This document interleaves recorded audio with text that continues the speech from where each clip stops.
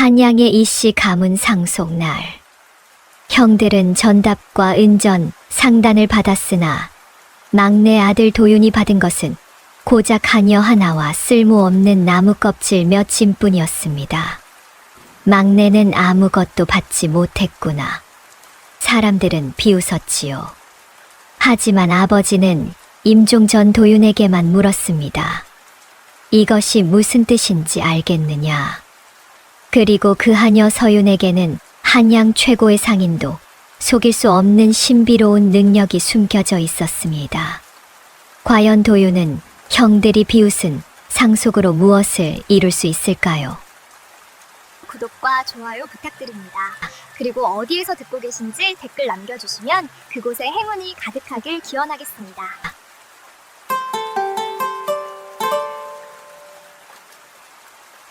옛날 옛적 세종대왕께서 재위하시던 말기에 한양에 이씨 가문이라는 상단이 있었습니다. 한양 장안에 이씨 가문을 모르는 이가 없을 정도였지요. 다른 양반 가문들이 논밭을 일구고 벼슬살이로 가문을 꾸려가는 동안 이씨 가문은 일찌감치 장사의 길을 택했던 것입니다. 가주인 이정현은 유난히 물건보다 사람을 중히 여기는 분이었습니다. 장사는 때를 읽는 눈이 열이라면 사람을 보는 눈이 아홉이니라. 이정현은 늘 이렇게 말했습니다. 그래서인지 그의 곁에는 언제나 사람이 모여들었지요. 한양의 포목전부터 송도의 약재상, 평양의 종이 공방까지 온 나라 팔도에 이씨 가문과 거래하지 않는 상인이 드물 정도였습니다. 이씨 가문의 안채는 넓었으나 화려하지는 않았습니다. 이정현은 사치를 멀리했지요. 다만 사랑채 한쪽에는 늘 깨끗한 차와 다과가 준비되어 있었고 찾아오는 손님들을 정성껏 맞이했습니다. 이정현에게는 세 아들이 있었습니다. 큰아들 도현은 가문의 전통대로 과거를 준비했고 둘째 도지는 상단의 장부를 맡아 돈의 흐름을 관리했습니다. 막내 도윤은 아직 어렸으나 아버지를 따라 이곳저곳을 돌아다니며 장사의 이치를 배우고 있었지요. 이정현은 세 아들 모두를 사랑했으나 유독 막내 도윤만은 늘 곁에 두고 직접 가르쳤습니다.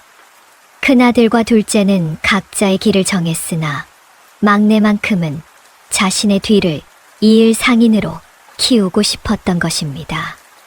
그렇게 이씨 가문은 한양에서 가장 믿을 만한 상단으로 이름을 날렸고 가주 이정현의 눈은 한 번도 어긋난 적이 없다는 소문이 팔도에 퍼져 있었습니다.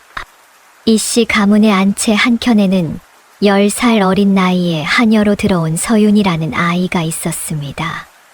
서윤이 처음 이씨 가문의 문턱을 넘던 날, 그 아이는 누더기 옷을 입고 있었으나 눈빛만큼은 또렷했습니다. 이정현은 그 눈을 보는 순간 무언가를 느꼈는지 곧바로 안채에 들이라 명했지요. 이 아이는 안채 일을 맡겨라. 바깥 일은 시키지 말고. 하인들은 고개를 갸우뚱했으나 가주의 명이니 따를 수밖에 없었습니다. 서윤은 말수가 적었습니다. 시키는 일은 묵묵히 해냈으나 먼저 말을 거는 법이 없었지요. 다만 안채 마님께서 부르시면 언제나 단정하게 두 손을 모으고 서 있었고 일을 마치면 조용히 물러났습니다. 그런 서윤을 가장 먼저 알아본 이는 막내 도윤이었습니다. 도윤은 서윤보다 2살이 많았으나 서윤이 들어온 이후로는 늘 그 아이 곁을 맴돌았습니다. 서윤이 마당을 쓸면 도윤이 옆에서 빗자루를 들었고 서윤이 장독대를 닦으면 도윤이 물을 길어다 주었지요.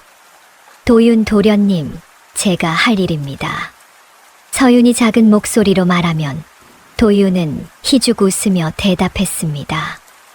나도 심심한데 그냥 놀자.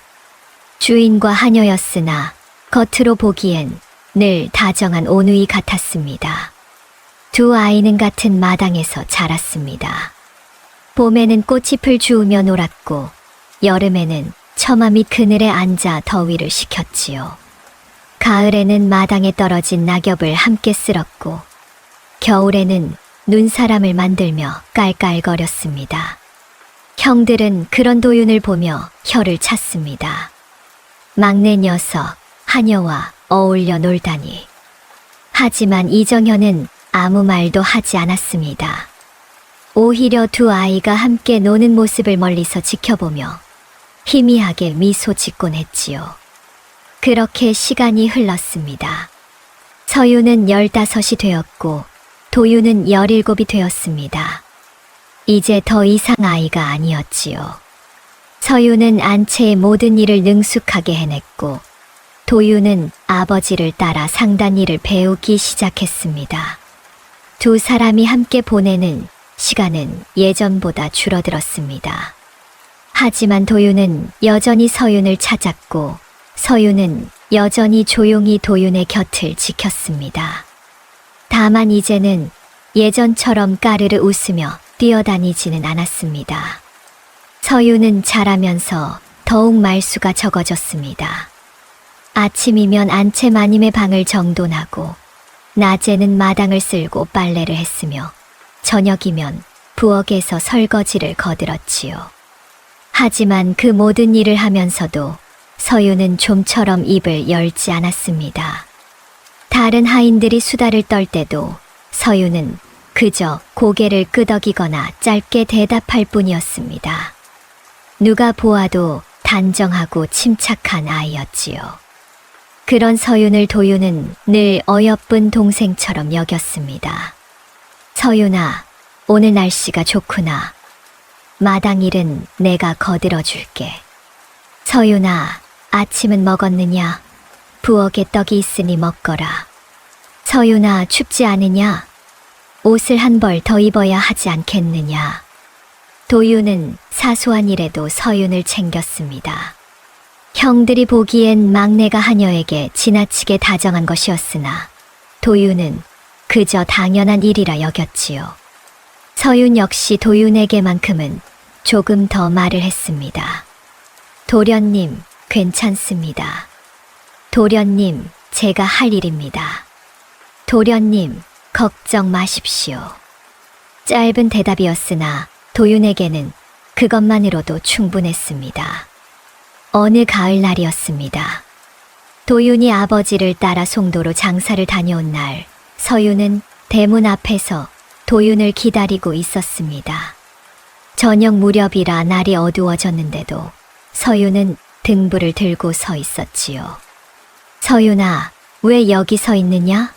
추울 텐데. 도윤이 말해서 내리며 물었습니다. 서윤은 고개를 숙이며 대답했습니다. 도련님께서 돌아오실 때쯤이라 생각했습니다. 그래도 이렇게 추운데 밖에 나와 있으면 어떻게 하느냐. 도윤은 서윤의 손을 잡으려다가 문득 멈칫했습니다. 서윤의 손이 얼음장처럼 차가웠던 것입니다. 이렇게 손이 차갑구나. 도윤은 자신의 두툼한 장갑을 벗어 서윤의 손에 씌워 주었습니다. 서윤은 깜짝 놀라 손을 뒤로 빼려 했으나 도윤이 먼저 서윤의 손을 감싸 주었지요. 내가 더 따뜻하니 이대로 안으로 들어가자. 그 순간 서윤의 얼굴이 붉어졌습니다. 달빛 아래에서도 알 수 있을 만큼 뺨이 달아올랐지요. 도윤도 자신이 무슨 일을 한 건지 깨닫고는 당황했으나 이미 손을 놓을 수는 없었습니다. 두 사람은 그렇게 한참을 서 있었습니다. 그 감정의 이름을 둘 다 아직 몰랐습니다. 다만 가슴 한켠이 따뜻해지는 것은 느낄 수 있었지요. 그날 밤 도윤은 잠을 이루지 못했습니다. 서윤의 차가운 손과 붉어진 뺨이 자꾸만 떠올랐던 것입니다. 도윤이 20살이 되던 해였습니다. 이제 도윤은 아버지를 따라 본격적으로 상단일에 참여하기 시작했습니다. 한양의 시전을 돌아보고 송도와 평양의 상인들을 만나며 장사의 이치를 하나하나 배워나갔지요. 도윤은 자라면서 여러 번 이상한 장면을 목격했습니다. 아버지 이정현이 중요한 장사 결정을 앞두고 문득 걸음을 멈추고 마당을 바라보는 일이 종종 있었던 것입니다. 그리고 마침 그곳에 서윤이 있으면 가주는 무심한 듯 물었습니다. 서윤아, 내 눈엔 어떠하냐? 처음에 도윤은 그저 우연이라 여겼습니다. 하지만 그런 일이 한두 번이 아니었지요. 어느 날은 송도의 비단 상인이 찾아왔습니다. 값싼 비단을 대량으로 들여올 수 있다며 계약을 권했지요. 이정현은 상인의 말을 듣고 한참을 고민했습니다. 그때 마침 서윤이 차를 들고 사랑채로 들어왔습니다. 이정현은 상인을 잠시 내보낸 뒤 서윤에게 물었습니다. 서윤아, 송도 비단 상인의 말을 들었느냐? 예, 대감마님. 내 생각은 어떠하냐? 서윤은 잠시 생각하더니 조심스럽게 입을 열었습니다. 소녀의 눈엔 그 상인의 눈빛이 불안해 보였습니다. 그래. 예. 말은 유창하나 눈은 계속 밖을 살피고 있었습니다. 이정현은 고개를 끄덕였습니다. 그리고 상인을 다시 불러 정중히 거절했지요. 얼마 후 그 상인이 여러 상단을 속이고 달아났다는 소문이 들려왔습니다. 또 어느 날은 평양의 종이 공방 주인과 거래를 앞두고 있었습니다. 조건도 좋고 물건도 괜찮아 보였지요. 하지만 이정현은 또다시 서윤을 불렀습니다. 서윤아, 저 종이를 한번 보거라. 서윤은 공방 주인이 가져온 한지를 가만히 들여다보았습니다. 손으로 만져보고 빛에 비춰보고 냄새까지 맡아보았지요. 대감마님, 이 종이는 아직 덜 말랐습니다. 그래. 예. 지금은 괜찮아 보이나 한 달쯤 지나면 곰팡이가 필 것입니다. 이정현은 거래를 미루었습니다. 그리고 공방 주인에게 종이를 제대로 말린 뒤 다시 오라 했지요. 공방 주인은 처음엔 억울해했으나 정말로 한 달 뒤 자신의 창고에 쌓아둔 종이에서 곰팡이가 피는 것을 보고는 이정현의 해안에 감복했습니다. 도윤은 그런 장면들을 보며 조금씩 깨달았습니다. 아버지는 서윤을 믿고 계신다. 서윤의 눈은 사람을 보고 물건을 보고 때를 보는 눈이었습니다. 말은 많지 않았으나 한마디 한마디가 정확했지요. 도윤은 그제야 알았습니다. 아버지가 왜 10살 어린 서윤을 안채로 들였는지, 왜 늘 곁에 두었는지를 말입니다. 그날 밤 도윤은 서윤을 다시 보게 되었습니다. 그저 어여쁜 동생이 아니라 누구도 흉내낼 수 없는 재능을 가진 사람으로 말이지요. 서윤은 길게 말하지 않았습니다. 누가 물으면 짧게 대답했고 누가 부르면 조용히 나타났으며 일을 마치면 소리 없이 물러났지요. 하지만 그 짧은 말 속에는 언제나 무게가 담겨 있었습니다. 이정현이 새로운 거래를 고민할 때마다 서윤은 단 몇 마디로 핵심을 짚었습니다. 아직은 때가 아닙니다. 사람을 더 보셔야 합니다. 이번 거래는 좋습니다. 그 말은 번번이 옳았습니다. 어느 봄날이었습니다. 개성의 인삼 상인이 찾아와 큰 거래를 제안했습니다. 값도 괜찮았고 물건도 좋아 보였지요. 형들은 모두 찬성했습니다. 아버님, 이런 기회를 놓쳐서는 안 됩니다. 개성 인삼은 언제나 귀한 물건이지 않습니까? 하지만 이정현은 결정을 미루었습니다. 그리고 저녁 무렵 서윤을 사랑채로 불렀지요. 서윤아, 오늘 온 개성 상인을 보았느냐? 예, 대감마님. 내 눈엔 어떻게 보이더냐? 서윤은 잠시 생각했습니다. 그리고 조심스럽게 입을 열었습니다. 아직은 때가 아닙니다. 무슨 까닭이냐. 그 상인은 급해 보였습니다. 좋은 물건을 가진 사람은 급하지 않습니다. 이정현은 고개를 끄덕였습니다. 그리고 거래를 거절했지요. 한 달 뒤 그 상인이 가져온 인삼 중 절반이 속이 텅 빈 것이었다는 소문이 돌았습니다. 또 다른 날에는 한양의 포목 상인이 찾아왔습니다. 이번에는 평소보다 비싼 값을 부르며 물건을 팔겠다고 했지요. 형들은 고개를 저었습니다. 아버님, 너무 비쌉니다. 다른 곳을 알아보시지요. 하지만 이정현은 또다시 서윤을 불렀습니다. 서윤아, 저 상인의 비단을 한번 보거라. 서윤은 비단을 만져보고 빛에 비춰보았습니다. 그리고 말했습니다. 이 비단은 삽시다. 비싸지 않느냐. 지금은 비싸나 석 달 뒤엔 귀해질 것입니다. 이정현은 서윤의 말을 믿고 비단을 샀습니다. 형들은 아버지가 헛돈을 쓴다며 혀를 찼지요. 하지만 정말로 석 달 뒤 명나라에서 비단 수입이 끊기며 한양의 비단 값이 치솟았습니다.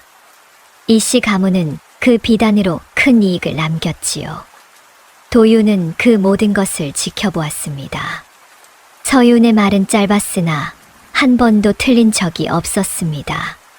사람을 보는 눈, 물건을 보는 눈, 그리고 때를 보는 눈이 모두 정확했지요. 도윤은 생각했습니다. 저 아이는 도대체 어떻게 아는 것일까? 서윤은 글을 많이 읽은 것도 아니었고 세상 밖으로 나가본 적도 드물었습니다. 그저 안채에서 하녀로 자랐을 뿐이지요. 하지만 그 눈만큼은 누구보다 밝고 정확했습니다. 도윤은 서윤이 더욱 신기해졌습니다. 그리고 어느새 서윤을 바라보는 마음이 예전과는 조금 달라지고 있었습니다. 어여쁜 동생이 아니라 존경스러운 사람으로 보이기 시작한 것입니다. 이씨 가문에 부는 날이 갈수록 불어났습니다. 송도에서는 약재 거래가 번창했고 평양에서는 종이 공방과의 관계가 돈독해졌으며 한양에서는 포목과 비단 장사가 날로 커져갔지요. 이씨 가문의 이름은 이제 팔도 어디를 가도 통했습니다. 사람들은 이정현의 해안을 칭송했습니다. 이 대감의 눈은 귀신 같다더군. 한 번도 틀린 적이 없다지 않는가. 그러니 저리 부자가 된 게 아니겠는가. 하지만 정작 그 해안의 비밀을 아는 이는 이씨 가문 안에서도 드물었습니다. 큰아들 도현은 과거 공부에만 몰두했고 둘째 도지는 장부 정리에만 관심이 있었지요. 오직 막내 도윤만이 알고 있었습니다. 아버지는 서윤의 눈을 기준으로 삼고 계신다. 도윤은 이제 확신했습니다. 아버지가 중요한 결정을 내릴 때마다 서윤에게 물었고 서윤의 대답에 따라 움직였다는 것을 말입니다. 어느 여름날이었습니다. 의주에서 큰 상인이 찾아왔습니다. 청나라와의 무역을 함께하자는 제안이었지요. 규모가 컸고 이익도 상당해 보였습니다. 형들은 흥분했습니다. 아버님, 이번 기회를 잡으면 우리 가문이 한양 최고의 상단이 될 수 있습니다.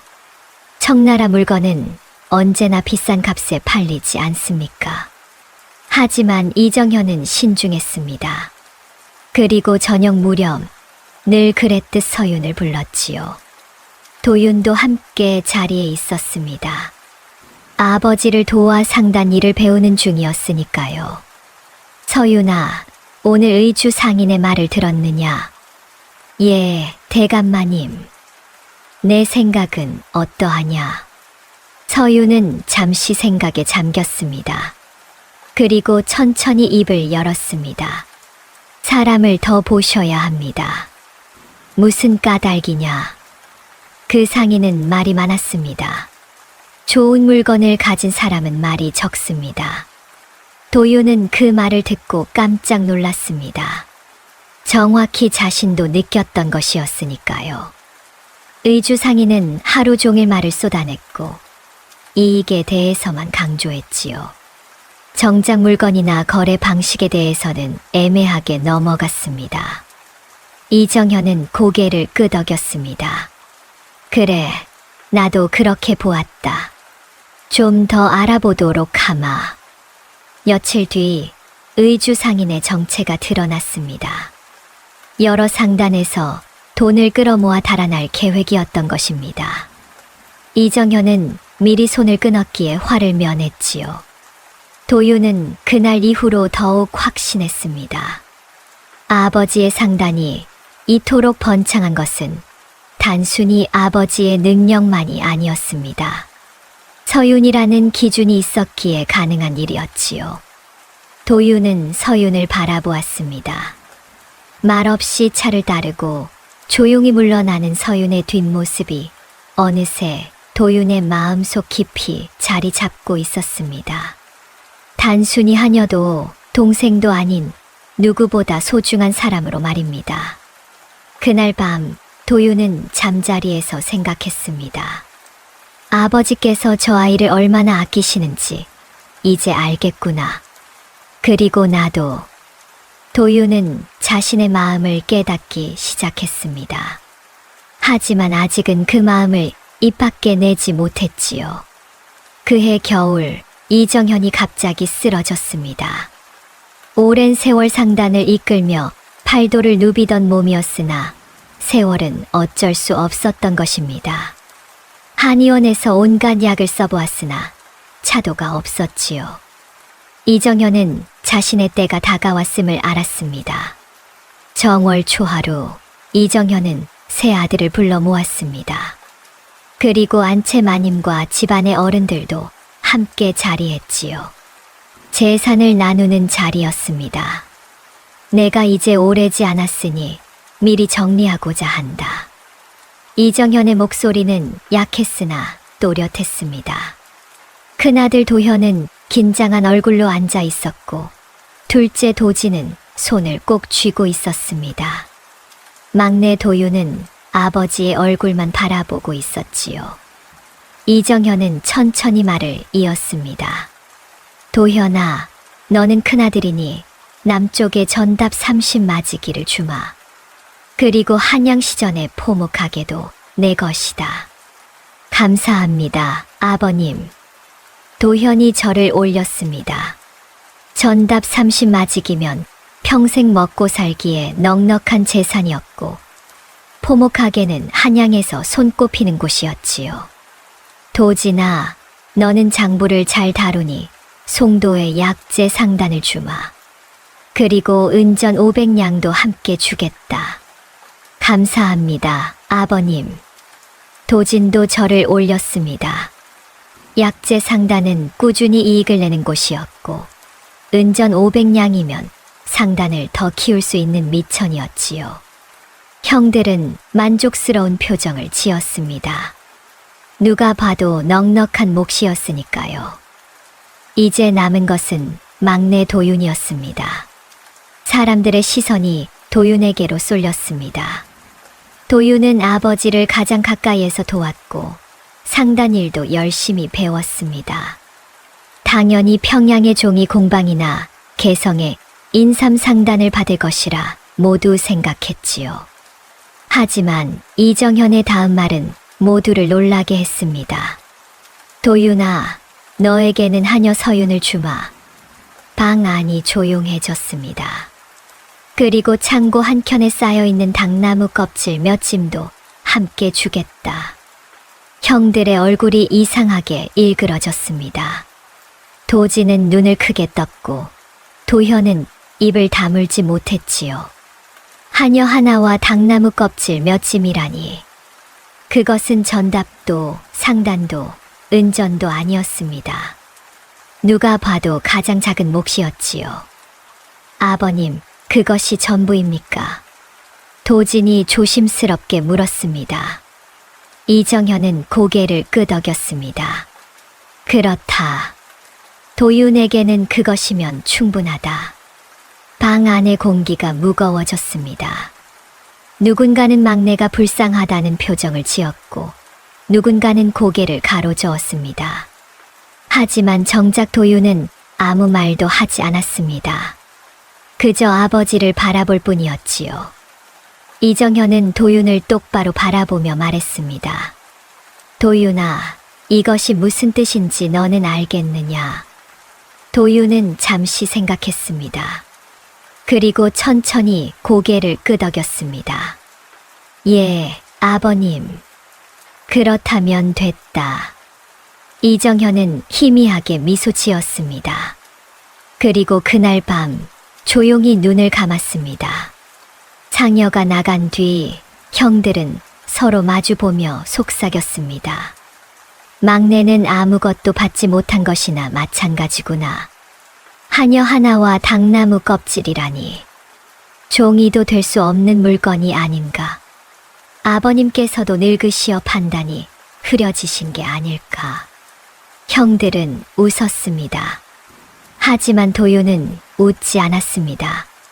그날 밤 도윤은 창고로 가서 당나무 껍질을 바라보았습니다. 먼지가 쌓인 채 방치된 껍질들이었지요. 아버님은 이것이 무엇인지 아시고 주신 것일까? 도윤은 알 수 없었습니다. 다만 한 가지는 확실했습니다. 아버님이 서윤을 자신에게 주셨다는 것. 그리고 그것이 가장 큰 의미를 담고 있다는 것을 말입니다. 3년 상을 치르는 동안 이씨 가문은 조용했습니다. 형들은 각자 받은 재산을 정리하며 바빴습니다.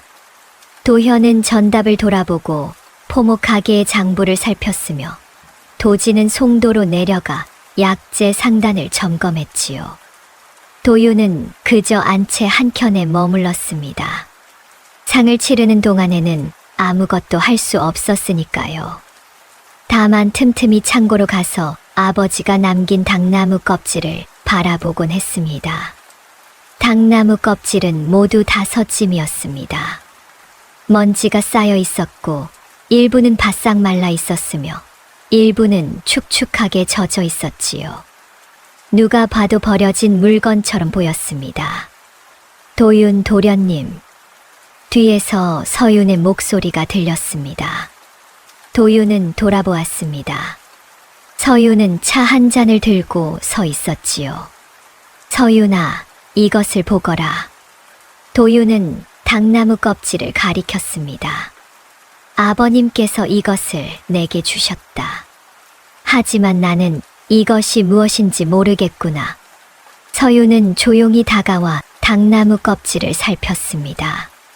손으로 만져보고 냄새를 맡아보고 빛에 비춰보기도 했지요. 한참을 그렇게 살피던 서윤이 입을 열었습니다. 도련님, 이것은 한지의 재료입니다. 한지. 예. 당나무 껍질로 한지를 만듭니다. 하지만 서윤은 말을 멈췄습니다. 도윤이 물었습니다. 하지만 무엇이냐? 이 껍질들은 상태가 제각각입니다. 어떤 것은 너무 말랐고 어떤 것은 너무 젖었습니다. 장인의 손길이 필요합니다. 도윤은 고개를 끄덕였습니다. 그리고 생각했습니다. 아버님은 왜 이것을 내게 주신 것일까? 상이 끝나자마자 형들이 도윤을 찾아왔습니다. 도윤아, 이제 우리도 각자의 길을 가야 하지 않겠느냐. 도현이 말했습니다. 도진도 거들었습니다. 형님 말이 맞다. 나는 송도로 가야 하고 큰형님은 전답을 돌봐야 하지 않느냐. 도윤은 알아들었습니다. 이제 이씨 가문의 본가를 나가라는 뜻이었지요. 형님들의 뜻을 알겠습니다. 도윤은 담담하게 대답했습니다. 사실 예상했던 일이었으니까요. 도윤아, 미안하구나. 하지만 집안을 나눠야 하지 않겠느냐. 도현이 미안한 듯 말했습니다. 하지만 그 얼굴에는 미안함보다는 안도가 서려 있었지요. 도윤은 짐을 쌌습니다. 많지 않았습니다. 옷가지 몇 벌과 책 몇 권뿐이었지요. 그리고 창고에서 당나무 껍질 5짐을 꺼냈습니다. 형들은 그 모습을 보며 서로 눈을 마주쳤습니다. 저 당나무 껍질로 무얼 하려는 것일까? 글쎄, 종이라도 만들려나. 하녀 하나 데리고 나가서 무얼 할 수 있겠는가? 형들은 웃었습니다. 비웃는 것은 아니었으나 안쓰럽다는 표정이 역력했지요. 도윤은 형들에게 절을 올렸습니다. 형님들 건강하십시오. 너도 잘 지내거라. 그렇게 도윤은 서윤과 함께 집을 나섰습니다. 등 뒤로 형들의 목소리가 들렸습니다. 막내는 불쌍하구나. 하녀 하나와 쓸모없는 나무 껍질만 받고 아버님께서도 막내에게만은 야박하셨어. 하긴 종이도 못 들 물건이니 그럴 만도 하지. 도윤은 뒤를 돌아보지 않았습니다. 다만 서윤이 옆에 있다는 것만으로 마음이 든든했지요. 서윤도 말없이 도윤을 따랐습니다. 두 사람은 그렇게 이씨 가문의 대문을 나섰습니다. 한양의 거리는 여전히 분주했고 사람들은 바쁘게 오갔습니다. 하지만 도윤과 서윤은 그저 나란히 걸을 뿐이었습니다. 도윤은 서윤과 함께 한양 남쪽 끝자락의 작은 집을 얻었습니다. 방 2칸에 부엌 하나가 딸린 초라한 집이었지요. 마당은 좁았고 담장은 낮았으며 지붕은 군데군데 기울어져 있었습니다. 이씨 가문의 넓은 안채에 비하면 헛간만도 못한 곳이었습니다. 하지만 도윤은 불평하지 않았습니다. 서윤아, 여기가 우리 집이다. 도윤이 말했습니다. 서윤은 고개를 끄덕이며 대답했습니다. 예, 도련님. 이제는 도련님이라 부르지 말거라. 그저 서방님이라 불러도 좋다. 도윤의 말에 서윤의 얼굴이 붉어졌습니다. 서윤은 고개를 저었습니다. 아닙니다. 저는 여전히 도련님의 하녀입니다. 하지만 도련님, 제가 할 일이 있습니다. 먼저 집을 정돈하겠습니다. 서윤은 그렇게 말하고는 빗자루를 들었습니다. 도윤은 더 이상 말하지 못했지요. 하지만 서윤의 붉어진 볼을 보며 가슴이 두근거렸습니다. 서윤은 집을 깨끗이 쓸고 닦았습니다. 먼지를 털어내고 거미줄을 걷어내고 마루를 물걸레질했습니다. 도윤도 거들었으나 서윤은 도윤의 손을 멈추게 했습니다. 도련님은 바깥 일을 보십시오. 안채 일은 제가 하겠습니다. 서윤이 도윤의 손을 잡아 멈추게 했을 때 두 사람은 동시에 얼어붙었습니다. 서윤의 손이 도윤의 손 위에 얹어진 채였지요.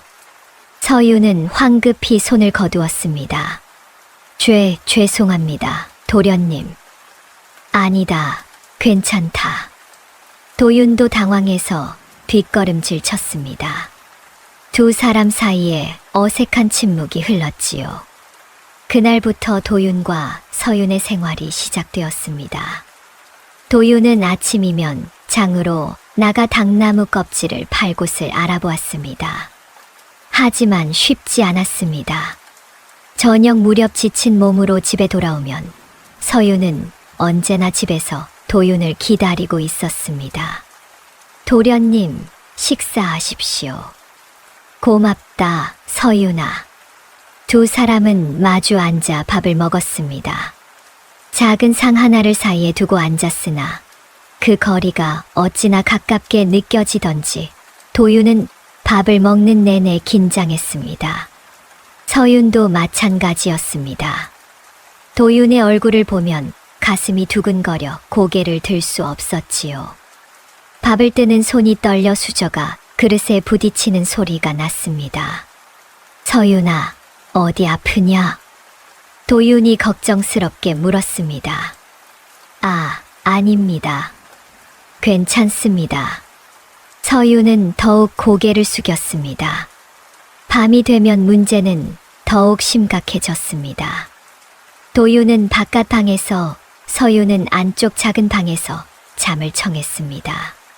좁은 담 하나를 사이에 두고 있었지요.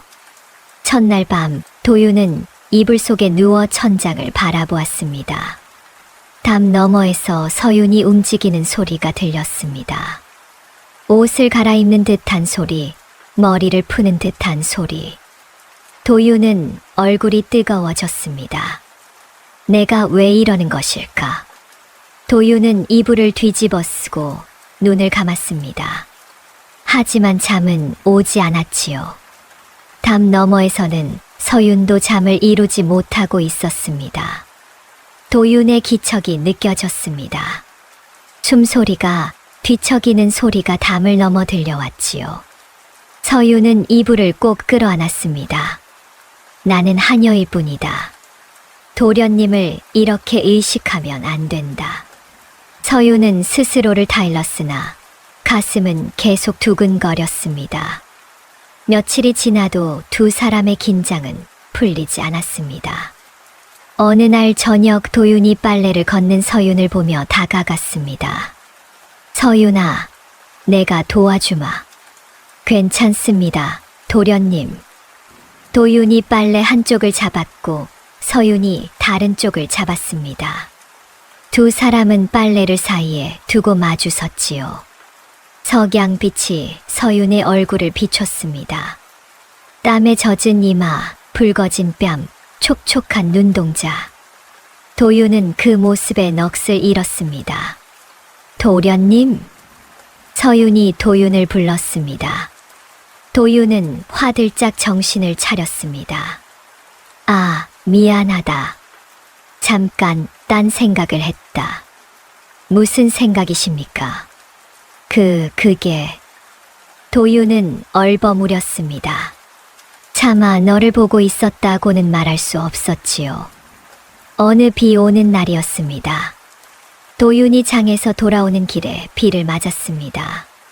흠뻑 젖은 채 집에 들어서자 서윤이 깜짝 놀라 달려왔습니다. 도련님, 큰일이십니다. 어서 옷을 벗으셔야 합니다. 서윤은 도윤의 적삼을 벗기려 했습니다. 하지만 젖은 옷이 몸에 달라붙어 잘 벗겨지지 않았지요. 제가 도와드리겠습니다. 서윤이 도윤의 옷고름을 풀었습니다. 두 사람의 얼굴이 가까워졌습니다. 서윤의 숨결이 도윤의 목에 닿았고 도윤은 숨이 멎을 것 같았습니다. 서윤아. 도윤이 떨리는 목소리로 불렀습니다. 서윤이 고개를 들었고 두 사람의 눈이 마주쳤습니다. 그 순간 천둥 소리가 울렸습니다. 서윤은 화들짝 놀라 뒤로 물러났습니다. 죄송합니다. 제가 주제넘게... 아니다. 내 잘못이 아니다. 도윤도 당황해서 방으로 들어갔습니다. 문을 닫고 나서야 도윤은 가슴을 쓸어내렸습니다. 조금만 더 가까웠다면... 나는... 도윤은 자신이 무슨 생각을 하는지 깨닫고 고개를 저었습니다. 그날 밤은 더욱 잠들기 어려웠습니다. 도윤은 담 너머 서윤의 방을 바라보았습니다. 촛불 그림자가 창호지에 비쳤지요. 서윤의 그림자가 움직이는 것이 보였습니다. 저 아이도 잠을 못 이루는 것일까? 도윤은 일어나 서윤의 방 앞으로 갔습니다. 문을 두드리려다 멈췄습니다. 아니다. 함부로 해서는 안 된다. 도윤은 다시 자신의 방으로 돌아갔습니다. 담 너머에서 서윤도 문 앞에 서 있었습니다. 도윤의 발소리를 듣고 나온 것이었지요. 하지만 도윤이 돌아가는 소리를 듣자 서윤도 조용히 방으로 돌아갔습니다. 그렇게 두 사람은 같은 집에 살면서도 서로에게 다가가지 못했습니다. 어릴 적처럼 나란히 걷지만 이제는 서로를 의식하느라 말수가 줄어든 두 사람이었습니다. 하지만 그 침묵 속에는 설렘이 있었고 그 거리 속에는 애틋함이 있었습니다. 두 사람은 아직 자신의 마음을 고백하지 못했으나 이미 서로를 향한 마음은 자라나고 있었습니다. 며칠이 지나도 도윤은 당나무 껍질을 팔 곳을 찾지 못했습니다. 한양의 한지 장인들은 모두 이미 거래처가 있었고 새로운 상인을 받아들이지 않았습니다. 특히 도윤처럼 경험 없는 젊은이는 거들떠보지도 않았지요. 도윤은 낙담했습니다. 저녁 무렵 집에 돌아온 도윤은 마당 한 구석에 쌓인 당나무 껍질을 바라보며 한숨을 쉬었습니다. 이것을 어찌해야 하나. 그때 서윤이 다가왔습니다. 석양빛이 서윤의 뒤에서 비쳐 서윤의 윤곽이 환하게 빛났습니다. 도윤은 그 모습에 잠시 넋을 잃었지요. 도련님, 제가 한번 보아도 되겠습니까?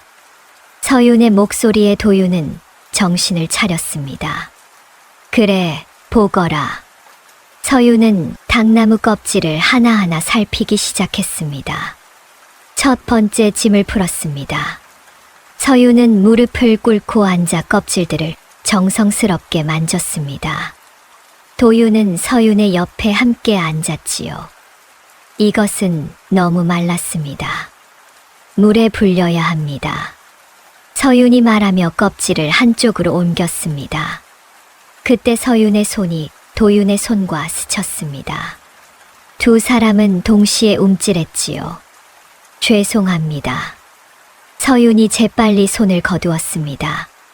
아니다, 괜찮다. 도윤도 손을 거두었으나 손끝이 여전히 저릿저릿했습니다. 두 번째 짐을 풀었습니다. 이번에는 축축하게 젖어 있었고 곰팡이 냄새가 났습니다. 이것은 상했습니다. 서윤이 코를 가까이 대어 냄새를 맡으며 말했습니다. 도윤도 함께 고개를 숙여 냄새를 맡았습니다. 두 사람의 머리가 부딪힐 뻔했지요. 아! 서윤이 놀라 뒤로 물러났습니다. 도윤도 황급히 고개를 들었습니다. 미안하다. 조심하지 못했구나. 아닙니다. 제가 조심하겠습니다. 서윤의 얼굴이 붉어졌습니다. 도윤도 귓가가 뜨거웠지요. 세 번째, 네 번째 짐을 차례로 풀었습니다. 두 사람은 나란히 앉아 껍질을 살폈습니다. 어깨가 스칠 듯 가까운 거리였지요. 해가 지고 어둠이 내렸습니다. 서윤이 일어나 등불을 가져왔습니다. 도련님, 등불을 켜겠습니다. 서윤이 등불을 켜자 오렌지 빛이 두 사람을 감쌌습니다. 좁은 불빛 아래에서 두 사람은 더욱 가까이 앉아야 했지요. 마지막 다섯 번째 짐을 풀었습니다. 도련님, 이것을 보십시오. 서윤이 껍질 하나를 들어 불빛에 비춰 보였습니다. 도윤은 서윤의 손에 있는 껍질을 보려 고개를 숙였습니다. 두 사람의 얼굴이 등불을 사이에 두고 가까워졌습니다. 불빛에 비친 서윤의 얼굴이 너무나 아름다워 도윤은 숨을 멈췄습니다. 이 껍질은 상태가 좋습니다. 서윤이 말했습니다. 하지만 도윤은 껍질이 아니라 서윤의 얼굴만 바라보고 있었습니다. 도련님? 서윤이 도윤을 바라보았습니다. 두 사람의 눈이 마주쳤지요. 등불 불빛이 서윤의 눈동자에 반짝였습니다. 도윤은 자신도 모르게 손을 뻗어 서윤의 머리카락에 묻은 먼지를 털어주었습니다. 서윤아, 머리에 먼지가 묻었구나. 서윤은 얼어붙었습니다. 도윤의 손길이 자신의 머리를 스치는 것을 느끼며 심장이 터질 듯 뛰었습니다. 고맙습니다. 서윤이 떨리는 목소리로 말했습니다. 도윤도 자신이 무슨 짓을 했는지 깨닫고 황급히 손을 거두었습니다. 미안하다. 그냥 먼지가 보여서. 괜찮습니다. 두 사람은 다시 침묵했습니다. 하지만 이번 침묵은 달랐습니다. 공기가 뜨겁게 달아올라 있었지요. 한참 뒤 서윤이 다시 입을 열었습니다. 도련님, 이 껍질들 중 한 진판은 쓸 수 있습니다. 정말이냐? 예. 좋은 한지를 만들 수 있습니다. 도윤은 기뻤으나 동시에 서운했습니다. 이제 작업이 끝나면 서윤과 이렇게 가까이 앉아 있을 이유가 없어지니까요. 서윤아. 예, 도련님. 오늘 고생 많았다. 내가 아니었다면 나는 이것도 몰랐을 것이다. 아닙니다. 당연한 일입니다. 아니다. 도윤은 진지하게 말했습니다. 너는 특별하다. 내가 있어 내가 이 일을 할 수 있다. 서윤은 도윤의 눈을 바라보았습니다. 진심이 담긴 눈빛이었지요. 서윤의 가슴이 뛰었습니다. 도련님. 그때 바람이 불어 등불이 깜빡였습니다. 두 사람은 동시에 등불을 잡으려 손을 뻗었고 두 손이 겹쳐졌습니다. 이번에는 아무도 손을 거두지 않았습니다. 도윤의 손이 서윤의 손 위에 얹어져 있었습니다. 따뜻한 온기가 전해졌지요. 서윤아. 도윤이 작은 목소리로 불렀습니다. 예. 서윤도 작은 목소리로 대답했습니다. 너는. 도윤이 말을 이어가려 할 때 이웃집에서 개 짖는 소리가 들렸습니다. 두 사람은 화들짝 놀라 손을 거두었지요. 이제 늦었으니 들어가서 쉬어야 하지 않겠느냐. 예, 그렇습니다. 서윤이 서둘러 일어났습니다. 도윤도 함께 일어났지요. 서윤아. 예. 내일 함께 박장인을 찾아가자. 예, 도련님. 서윤은 고개를 숙이고 방으로 들어갔습니다. 도윤도 자신의 방으로 들어갔지요. 하지만 두 사람 모두 잠을 이룰 수 없었습니다. 도윤은 이불 속에서 자신의 손을 바라보았습니다. 아직도 서윤의 손의 부드러움이 느껴지는 것 같았습니다. 나는 서윤을 어떻게 생각하는 것일까? 서윤도 이불 속에서 자신의 손을 꼭 쥐었습니다. 도윤의 따뜻한 온기가 아직 남아있는 것 같았습니다. 나는 도련님을 너무 좋아하는 것일까? 그날 밤 달은 유난히 밝았고 두 사람의 마음은 유난히 설렜습니다. 담 하나를 사이에 두고 두 사람은 같은 사람을 그리워하며 밤을 지새웠습니다. 다음 날 아침 도윤과 서윤은 함께 한양의 한지 공방을 찾아갔습니다. 서윤은 얼굴에 쓰개를 덮었고 도윤의 뒤를 조용히 따랐습니다. 두 사람은 남대문 근처에 있는 박장인의 공방으로 향했지요. 박장인은 한양에서 손꼽히는 한지 장인이었습니다. 까다롭기로 유명했으나 그가 만든 종이는 최고였지요. 누구시오? 공방문을 두드리자 박장인이 나왔습니다. 50줄의 나이로 보였고 손에는 먹물이 묻어 있었습니다. 소인은 이씨 가문의 막내 이도윤이라 합니다. 당나무 껍질을 가져왔습니다. 이씨 가문. 아, 그 하녀 하나와 나무 껍질만 받았다는. 박장인은 코웃음을 쳤습니다. 젊은 양반 장사는 아무나 하는 게 아니라네. 그냥 돌아가시게. 박장인이 문을 닫으려는 순간 서윤이 앞으로 나섰습니다. 장인어른, 잠깐만 보아주십시오. 서윤은 보자기를 풀어 당나무 껍질을 꺼냈습니다. 서윤이 골라낸 가장 좋은 껍질이었지요. 박장인은 짜증스러운 표정으로 껍질을 보았습니다. 하지만 곧 표정이 변했습니다. 이것이... 박창희는 껍질을 손에 들고 자세히 살폈습니다. 빛에 비춰보고 냄새를 맡아보고 손으로 만져보았지요. 이 껍질의 상태가 좋구만. 장인어른께서 보시기에 어떠하십니까? 서윤이 조심스럽게 물었습니다. 박창희는 고개를 끄덕였습니다. 나쁘지 않네. 아니, 상당히 좋은 편이야. 이 껍질로 한지를 만들면 상품이 나올 것 같구만. 도윤은 가슴이 두근거렸습니다. 그렇다면 거래를 하시겠습니까?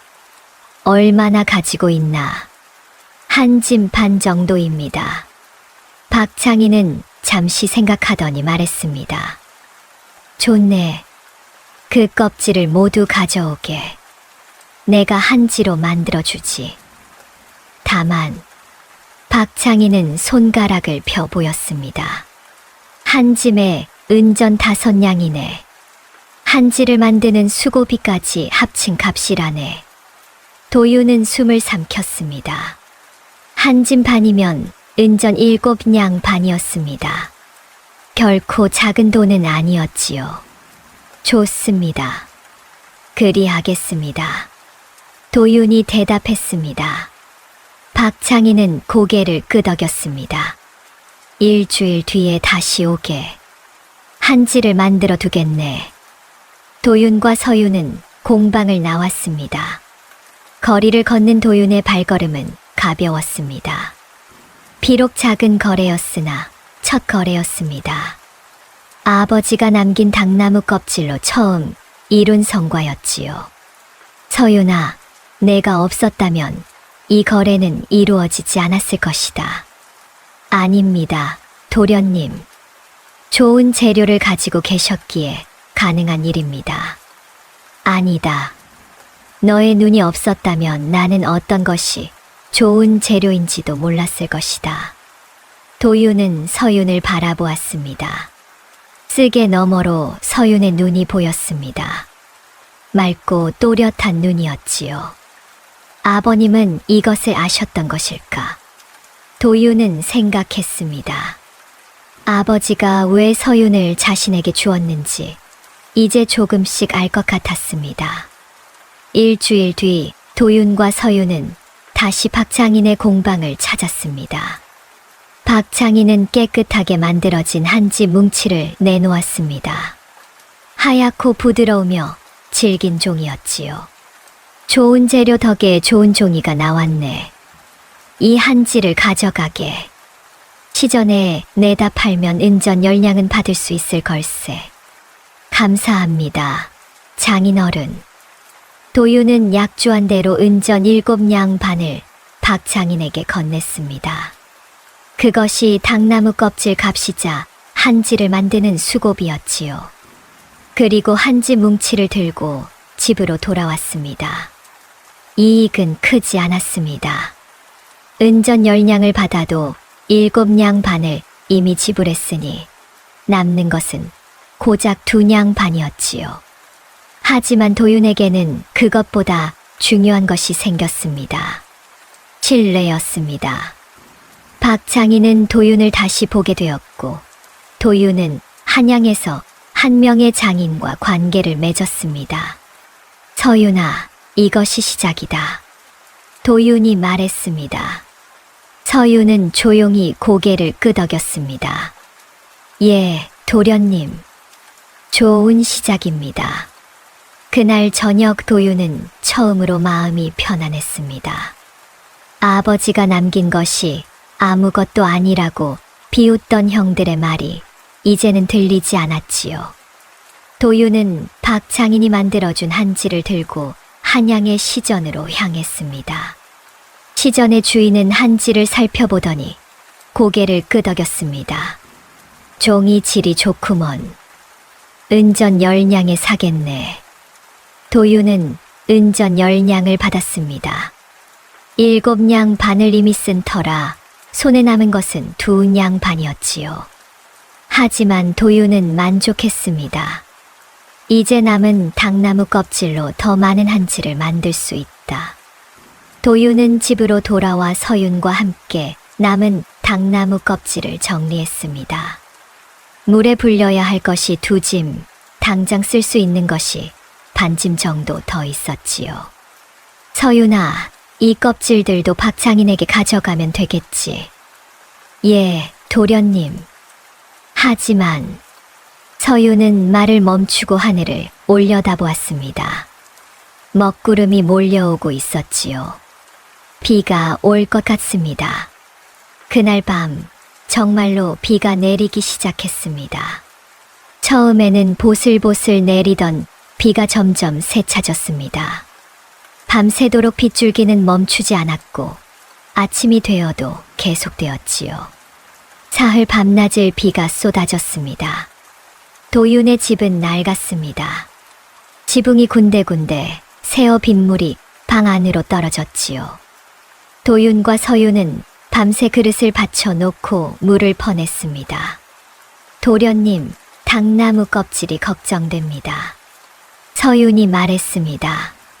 도윤도 마당을 내다보았습니다. 마당 한켠에 쌓아둔 당나무 껍질이 빗물에 젖어가고 있었지요. 큰일이구나.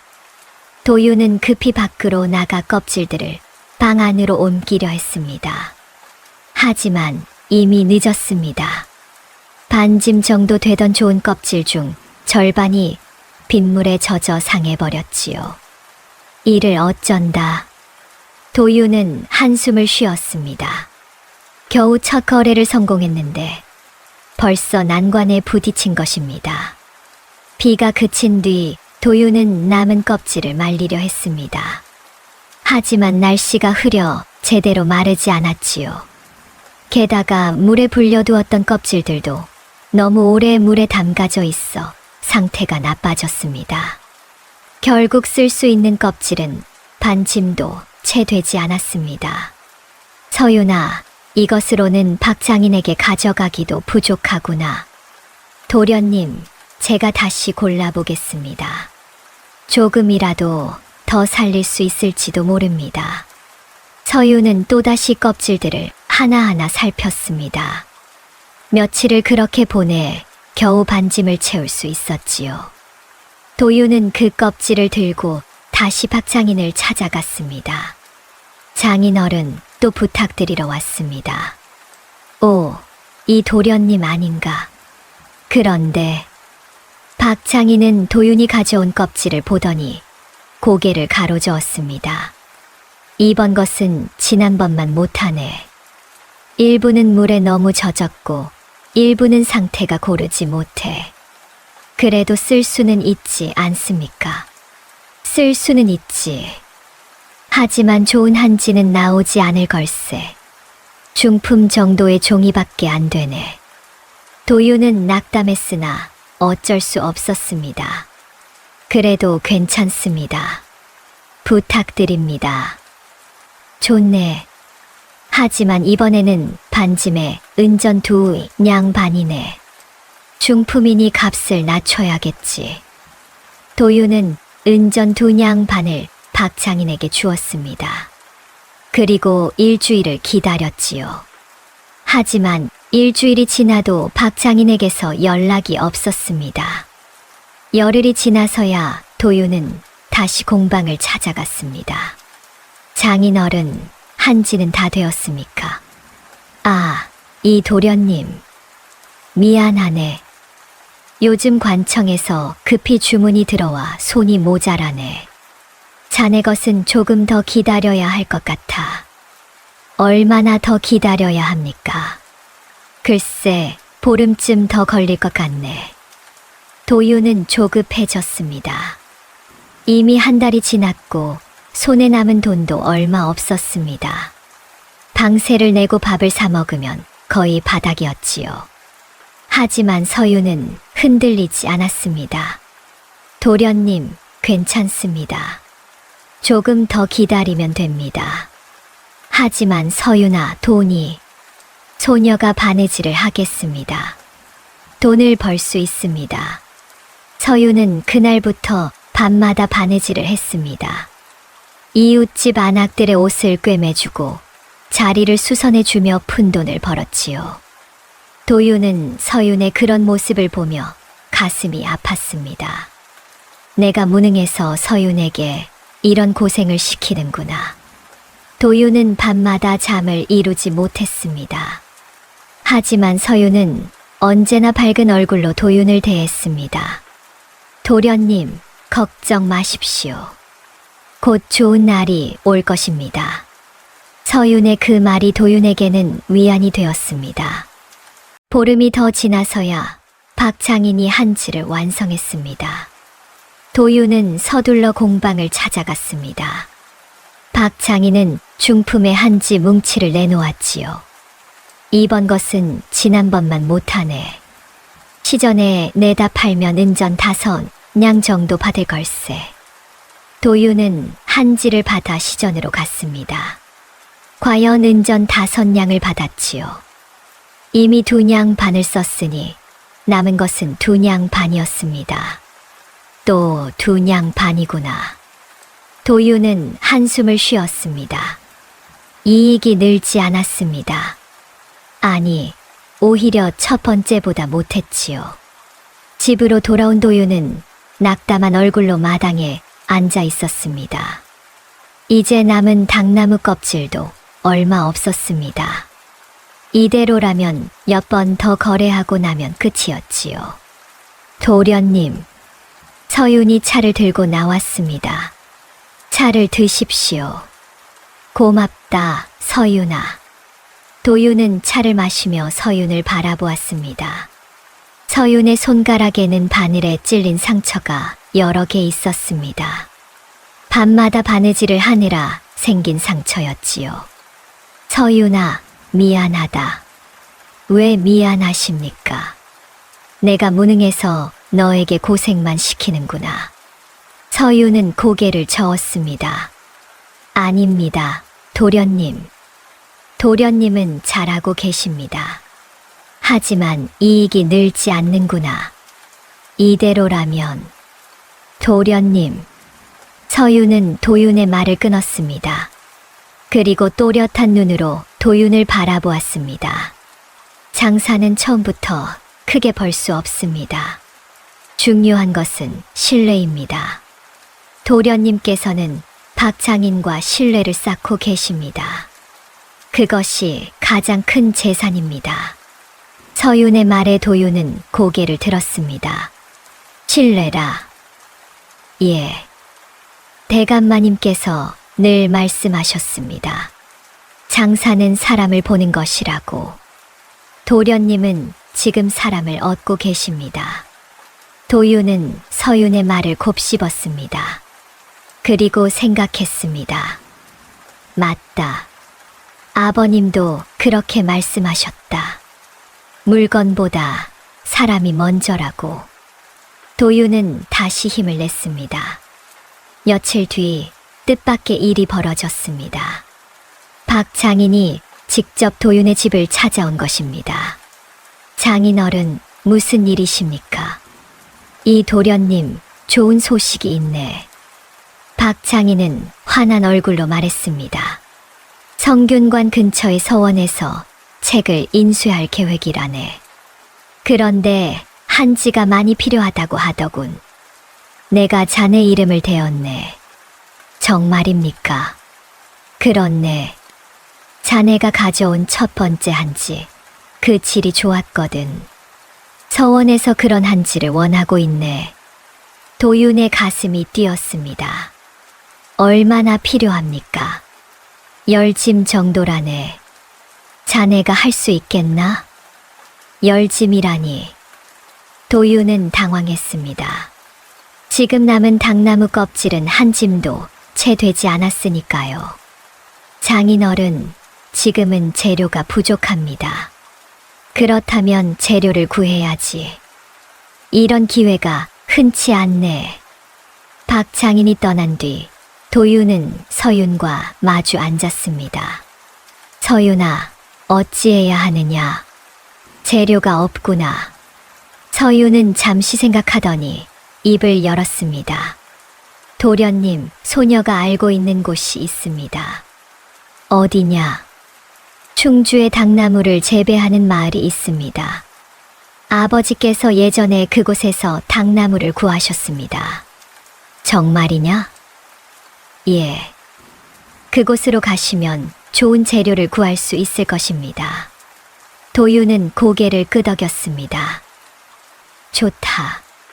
내일 당장 떠나겠다. 소녀도 함께 가겠습니다. 서윤아, 먼 길인데 도련님 혼자서는 좋은 재료를 고르기 어려우실 것입니다. 소녀가 함께 가야 합니다. 도유는 서윤의 단호한 눈빛을 보았습니다. 그리고 고개를 끄덕였습니다. 알았다. 함께 가자. 다음 날 도윤과 서윤은 충주로 향했습니다. 길은 멀고 험했습니다. 사흘을 걸어 충주에 도착했지요. 서윤이 말한 마을을 찾아 당나무 껍질을 샀습니다. 서윤이 직접 고른 좋은 재료였습니다. 10짐의 당나무 껍질을 구하는데 은전 20냥이 들었습니다. 도윤이 가진 돈을 모두 쏟아부은 것입니다. 도련님, 괜찮으시겠습니까? 괜찮다. 이것이 기회다. 도윤과 서윤은 짐꾼을 고용해 당나무 껍질을 한양으로 실어 날랐습니다. 그리고 박창인에게 맡겼지요. 한 달이 걸려 박창인은 10짐의 한지를 완성했습니다. 도유는 그 한지를 서원에 납품했고 은전 100냥을 받았습니다. 20냥을 들여 100냥을 벌었습니다. 박창인에게 수고비로 30냥을 주고도 50냥이 남았지요. 도유는 처음으로 큰 돈을 손에 쥐었습니다. 서윤아, 우리가 해냈다. 축하드립니다, 도련님. 그날 밤 도유는 서윤과 함께 처음으로 제대로 된 저녁을 먹었습니다. 한양시전에서 고기를 사고 좋은 술을 샀지요. 서윤아, 내가 없었다면 이 모든 것이 불가능했을 것이다. 아닙니다, 도련님. 도련님께서 포기하지 않으셨기 때문입니다. 두 사람은 마주보며 웃었습니다. 그날 밤 도유는 생각했습니다. 이제 시작이다. 종이가 우리의 길이 되었다. 도윤 상단의 이름이 서서히 알려지기 시작했습니다. 그 후로 도윤의 장사는 조금씩 커져갔습니다. 서원의 한지를 납품한 소문이 퍼지면서 다른 곳에서도 도윤을 찾았습니다. 관청에서 장부용 종이를 주문했고 양반가에서 편지지를 부탁했으며 서당에서 습자지를 주문했지요. 석 달이 지나자 도윤의 손에는 은전 150냥이 모였습니다. 도윤은 더 넓은 집으로 이사했습니다. 방이 5칸이나 되고 마당도 넓었으며 창고도 따로 있었지요. 하지만 방이 많아진 것이 도윤에게는 고민이었습니다. 서윤아, 너는 어느 방을 쓰겠느냐? 소녀는 작은 방이면 됩니다. 아니다. 큰 방을 써야 한다. 도련님께서 큰 방을 쓰십시오. 두 사람은 서로에게 큰 방을 양보했습니다. 결국 도윤은 사랑채를, 서윤은 안채의 큰 방을 쓰기로 했지요. 하지만 방이 멀어지자 도윤은 이상하게 허전했습니다. 예전 집에서는 담 하나만 사이에 두고 있었는데 밤마다 장부를 맞추는 시간이 두 사람에게는 가장 소중한 시간이 되었습니다. 저녁을 먹고 나면 서윤은 장부와 붓, 먹을 들고 사랑채로 왔습니다. 도윤은 이미상을 준비해 놓고 기다리고 있었지요. 도련님, 오늘 장부를 정리하겠습니다. 그래, 앉거라. 두 사람은 작은 상을 사이에 두고 마주 앉았습니다. 촛불 하나가 두 사람 사이를 밝혔지요. 이번 달 수입은 은전 50냥입니다. 서윤이 장부에 적으며 말했습니다. 도윤은 서윤의 모습을 바라보았습니다. 촛불에 비친 서윤의 옆 얼굴이 아름다웠습니다. 붓을 쥔 가느다란 손가락, 집중한 얼굴, 가끔 입술을 살짝 깨무는 버릇. 도윤은 그 모든 것이 사랑스러웠습니다. 도련님, 서윤이 도윤을 바라보았습니다. 도윤이 멍하니 자신을 보고 있다는 것을 깨달은 것입니다. 아, 미안하다. 무슨 말이었지? 수입이 50냥이라고 했습니다. 그래, 좋구나. 도윤은 얼버무렸습니다. 서윤의 얼굴이 살짝 붉어졌습니다. 어느 날 밤이었습니다. 장부를 정리하다가 서윤이 붓을 떨어뜨렸습니다. 도윤과 서윤이 동시에 붓을 집으려 손을 뻗었고 두 손이 부딪혔지요. 죄송합니다. 서윤이 손을 거두려 했으나 도윤이 서윤의 손을 잡았습니다. 서윤아, 예, 도련님. 너의 손이 왜 이렇게 거칠어졌느냐? 도윤은 서윤의 손을 들여다보았습니다. 바느질과 빨래, 집안일로 거칠어진 손이었지요. 괜찮습니다, 도련님. 괜찮지 않다. 도윤은 서윤의 손을 두 손으로 감쌌습니다.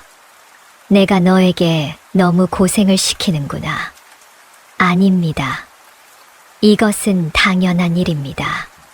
서윤은 손을 빼려 했으나 도윤은 놓지 않았습니다. 서윤아, 나는...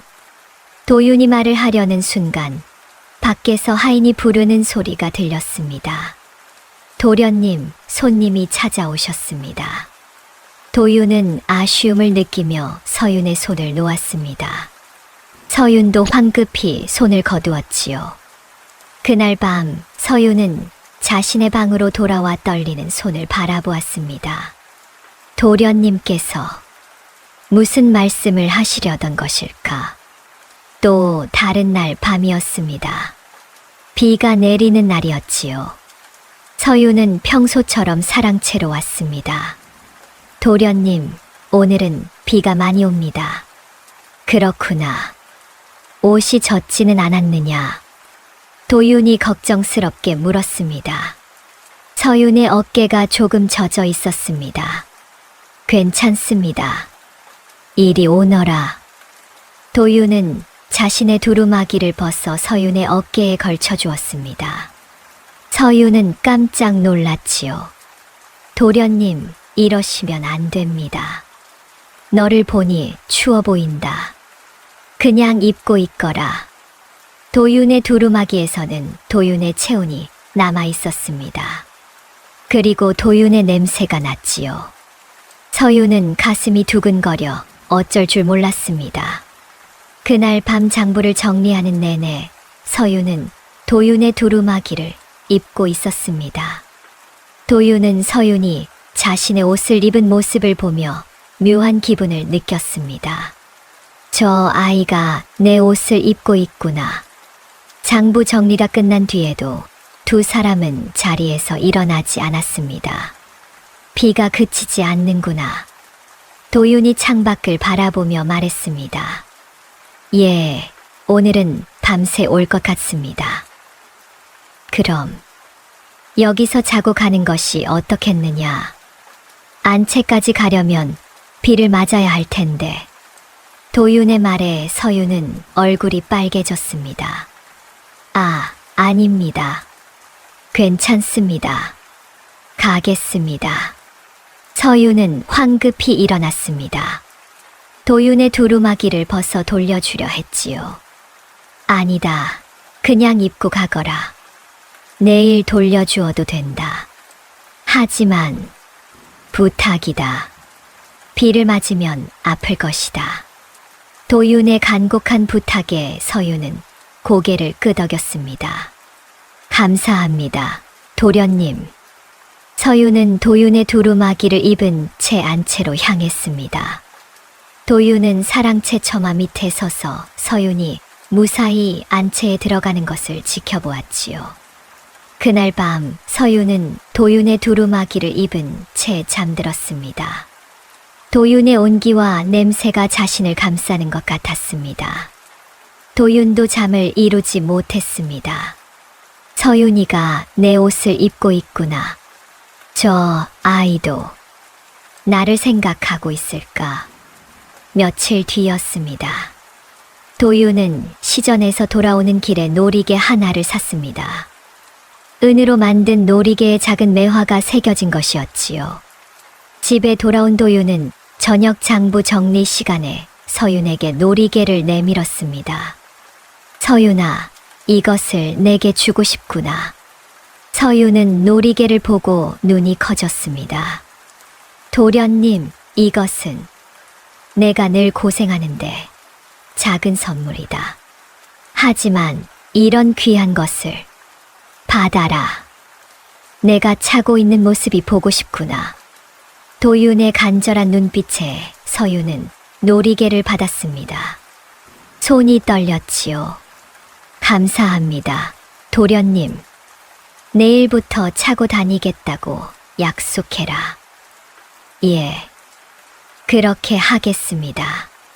다음 날부터 서윤은 도윤이 선물한 놀이개를 달고 다녔습니다.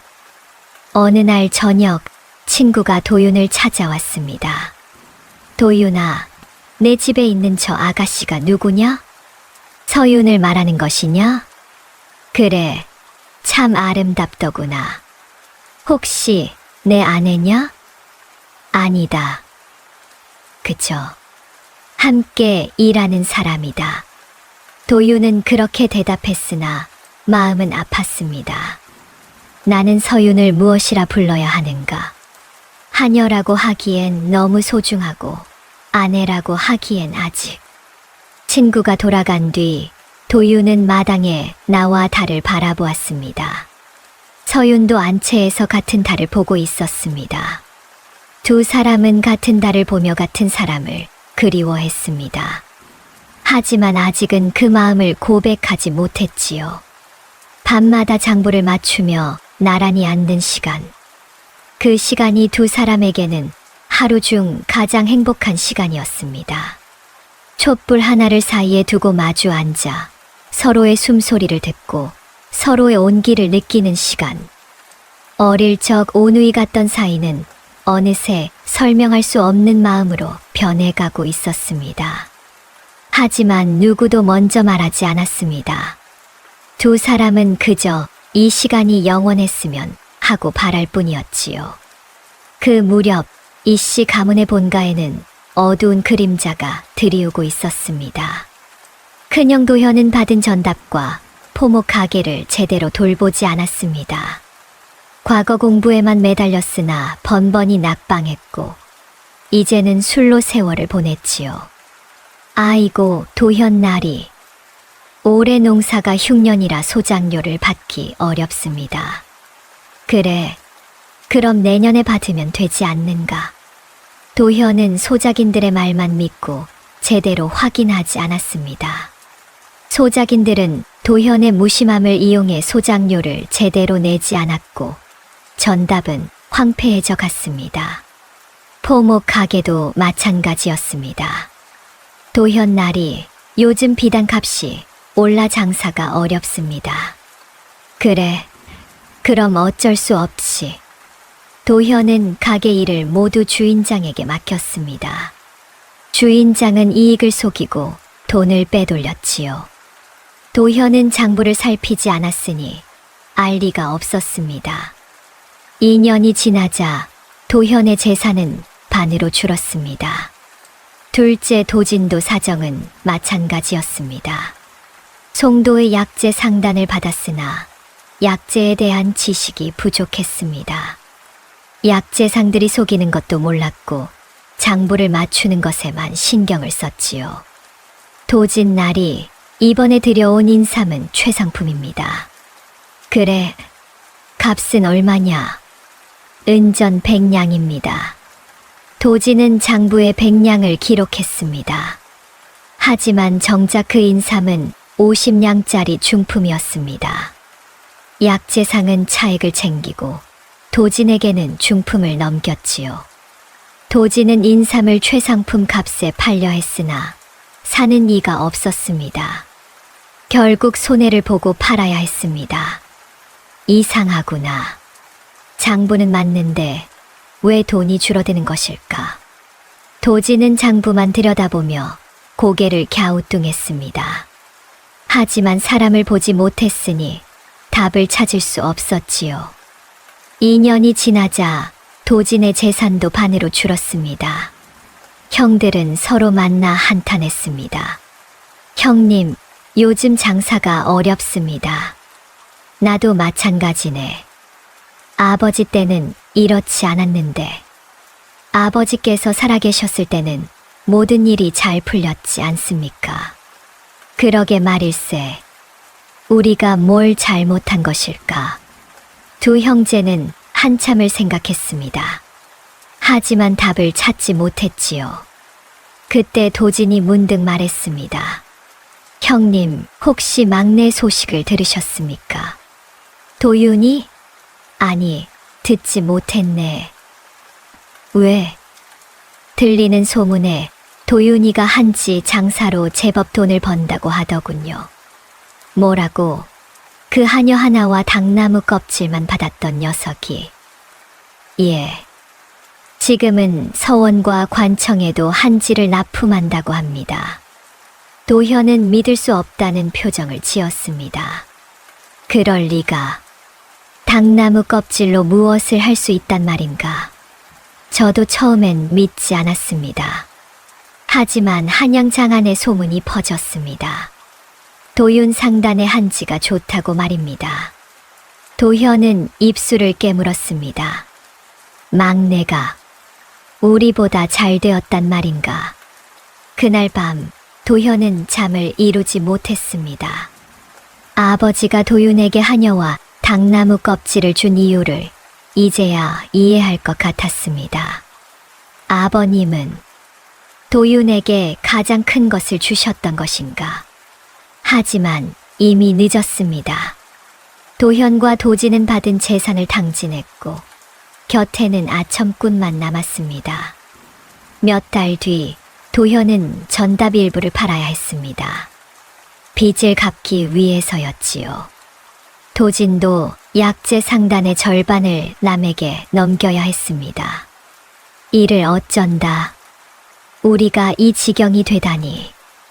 형들은 한탄했습니다. 하지만 바꿀 방법이 없었습니다. 그러던 어느 날 도진이 도현을 찾아왔습니다. 형님, 좋은 생각이 있습니다. 무슨 생각인가? 도윤에게 가서 도움을 청하는 겁니다. 막내니까 형들을 도와줄 것 아닙니까? 도현은 고개를 저었습니다. 체면이 있지 않은가? 우리가 막내에게 손을 벌린다니. 하지만 형님, 이대로 가다가는 우리 모두 거지가 됩니다. 도현은 한참을 망설이다가 고개를 끄덕였습니다. 좋네. 가보세. 다음 날 두 형제는 도윤의 집을 찾아갔습니다. 도윤의 집은 예전보다 훨씬 컸습니다. 마당도 넓고 창고도 있었으며 하인들도 몇 명 보였지요. 도윤아. 도윤은 형들을 보고 놀랐습니다. 형님들 어찌 오셨습니까? 막내야, 우리가 부탁이 있어서 왔다. 도현은 머리를 숙였습니다. 도진도 고개를 숙였지요. 도윤은 형들의 초라한 모습을 보며 가슴이 아팠습니다. 형님들, 안으로 드십시오. 도윤은 형들을 사랑방으로 안내했습니다. 서윤이 차를 내왔고 도윤은 형들과 마주 앉았습니다. 형들은 초라한 옷차림이었고 얼굴에는 피곤함이 역력했지요. 형님들, 무슨 일이십니까? 도현이 먼저 입을 열었습니다. 막내야, 형들이 잘못했다. 우리가 재산을 제대로 돌보지 못했다. 지금은 빚에 쪼들리고 있네. 도윤아, 내가 도와줄 수 없겠느냐. 도진도 애원하듯 말했습니다. 도윤은 형들의 사정을 듣고 한숨을 쉬었습니다. 형님들, 제가 어찌 도와드릴 수 있겠습니까? 내가 한지 장사로 돈을 벌고 있다는 소문을 들었다. 우리에게도 일자리를 주지 않겠느냐. 도윤은 잠시 생각했습니다. 형들이 잘못 산 것은 사실이나 그래도 형제였습니다. 도윤은 고개를 끄덕였습니다. 좋습니다. 형님들께 일을 맡겨드리겠습니다. 정말이냐? 형들의 얼굴이 환해졌습니다.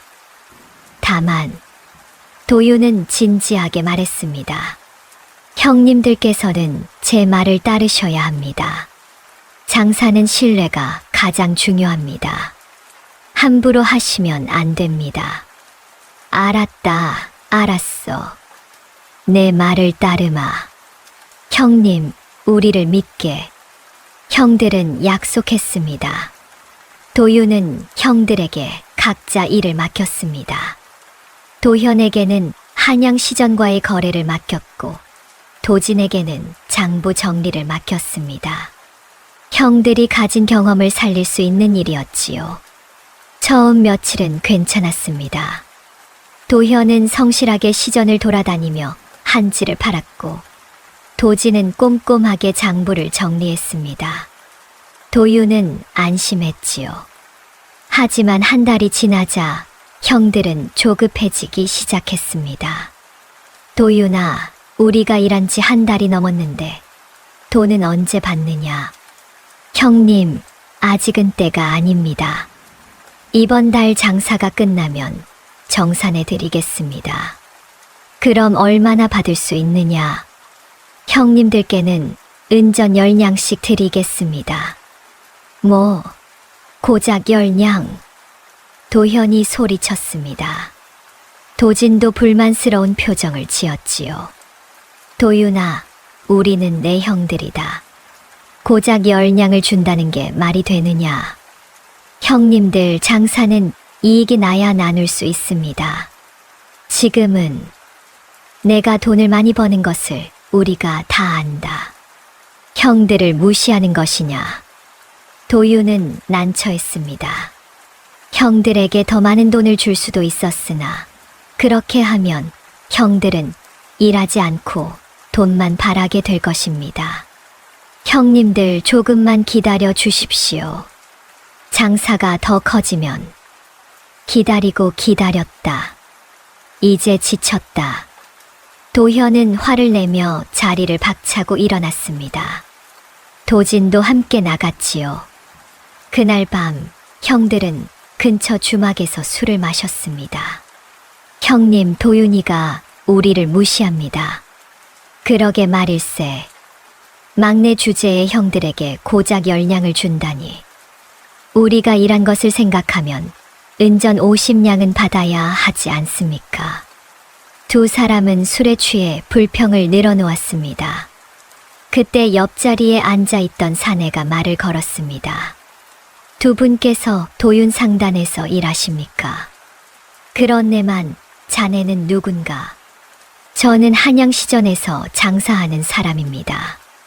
도윤 상단의 한지가 좋다는 소문을 들었습니다.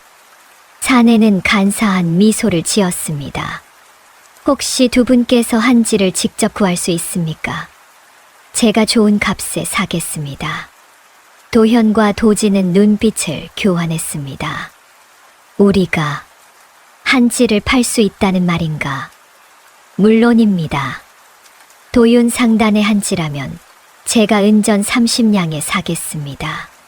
한 뭉치당 말입니다. 형들은 계산을 했습니다.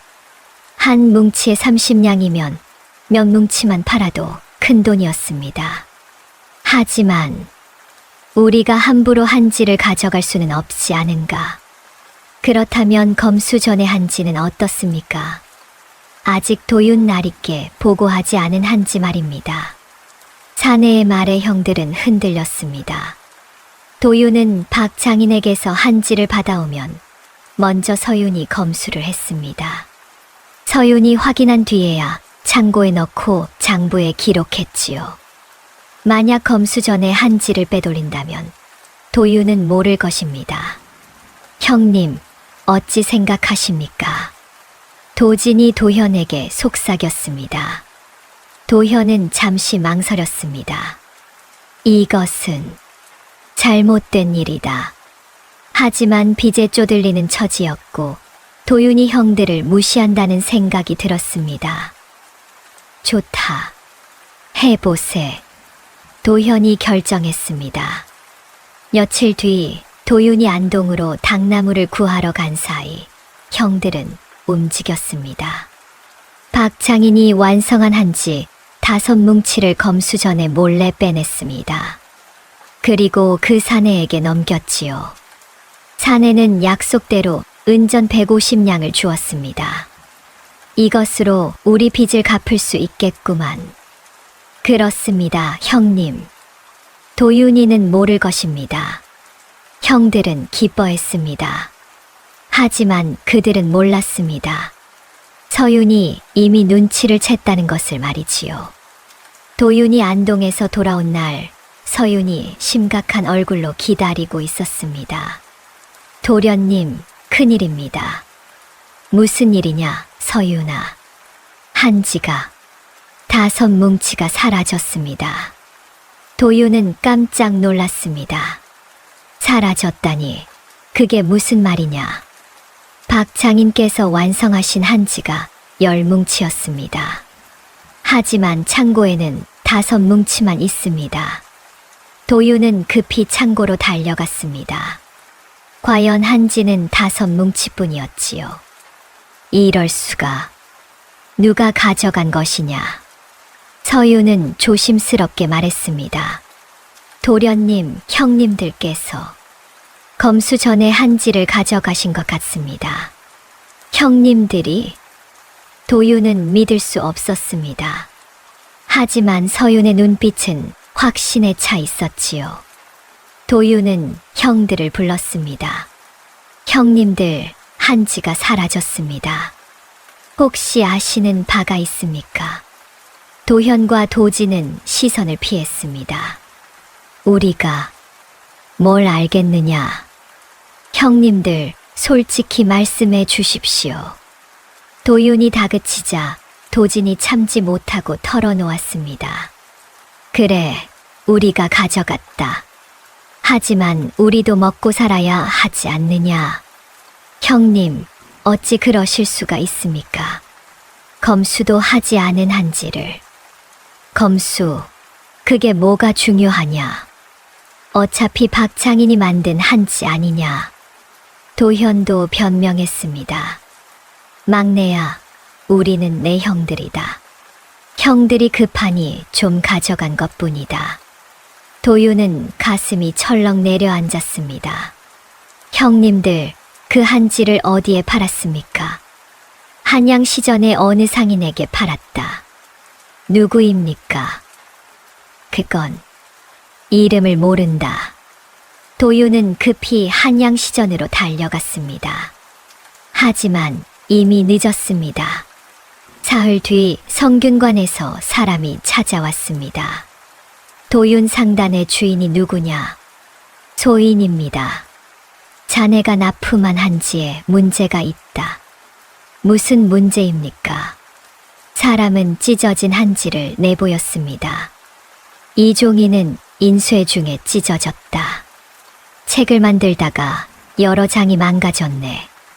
이것이 자네가 납품한 한지가 맞느냐? 도윤은 한지를 살펴보았습니다. 분명 박창인이 만든 한지였습니다. 하지만 질이 고르지 않았고 일부는 덜 말라 있었지요.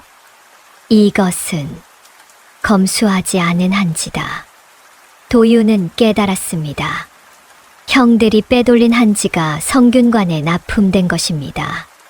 그 사내가 도윤 상단의 이름을 팔아 성균관에 팔았던 것이지요.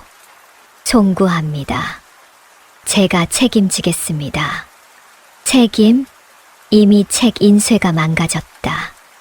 도윤 상단을 믿고 주문했는데 이런 불량품을 보내다니 정말 죄송합니다. 제가 다시는 도윤 상단과 거래하지 않을 것이네. 그리고 이 일을 성균관에 보고하겠네. 사람은 화를 내며 돌아갔습니다. 소문은 빠르게 퍼졌습니다. 도윤 상단의 한지가 불량품이라더군. 성균관에서 거래를 끊었다지. 믿었던 곳인데 실망이야. 한양장안의 소문이 퍼지자 다른 거래처에서도 연락이 왔습니다. 도윤날이 우리도 주문을 취소하겠습니다. 저희도 다른 곳을 알아보겠습니다. 하루아침에 거래가 끊겼습니다. 관청에서도 서원에서도 양반가에서도 주문이 들어오지 않았지요. 도윤은 망연자실했습니다. 그동안 쌓아온 신뢰가 하루아침에 무너졌습니다. 형들의 잘못 때문이었지요. 도윤은 형들을 다시 불렀습니다. 형님들, 이제 어찌하시겠습니까? 도현과 도진은 고개를 숙였습니다. 도윤아, 우리가 잘못했다. 형님들의 잘못으로 도윤 상단의 신뢰가 무너졌습니다. 이제 아무도 우리 한치를 사지 않습니다. 미안하다, 도윤아.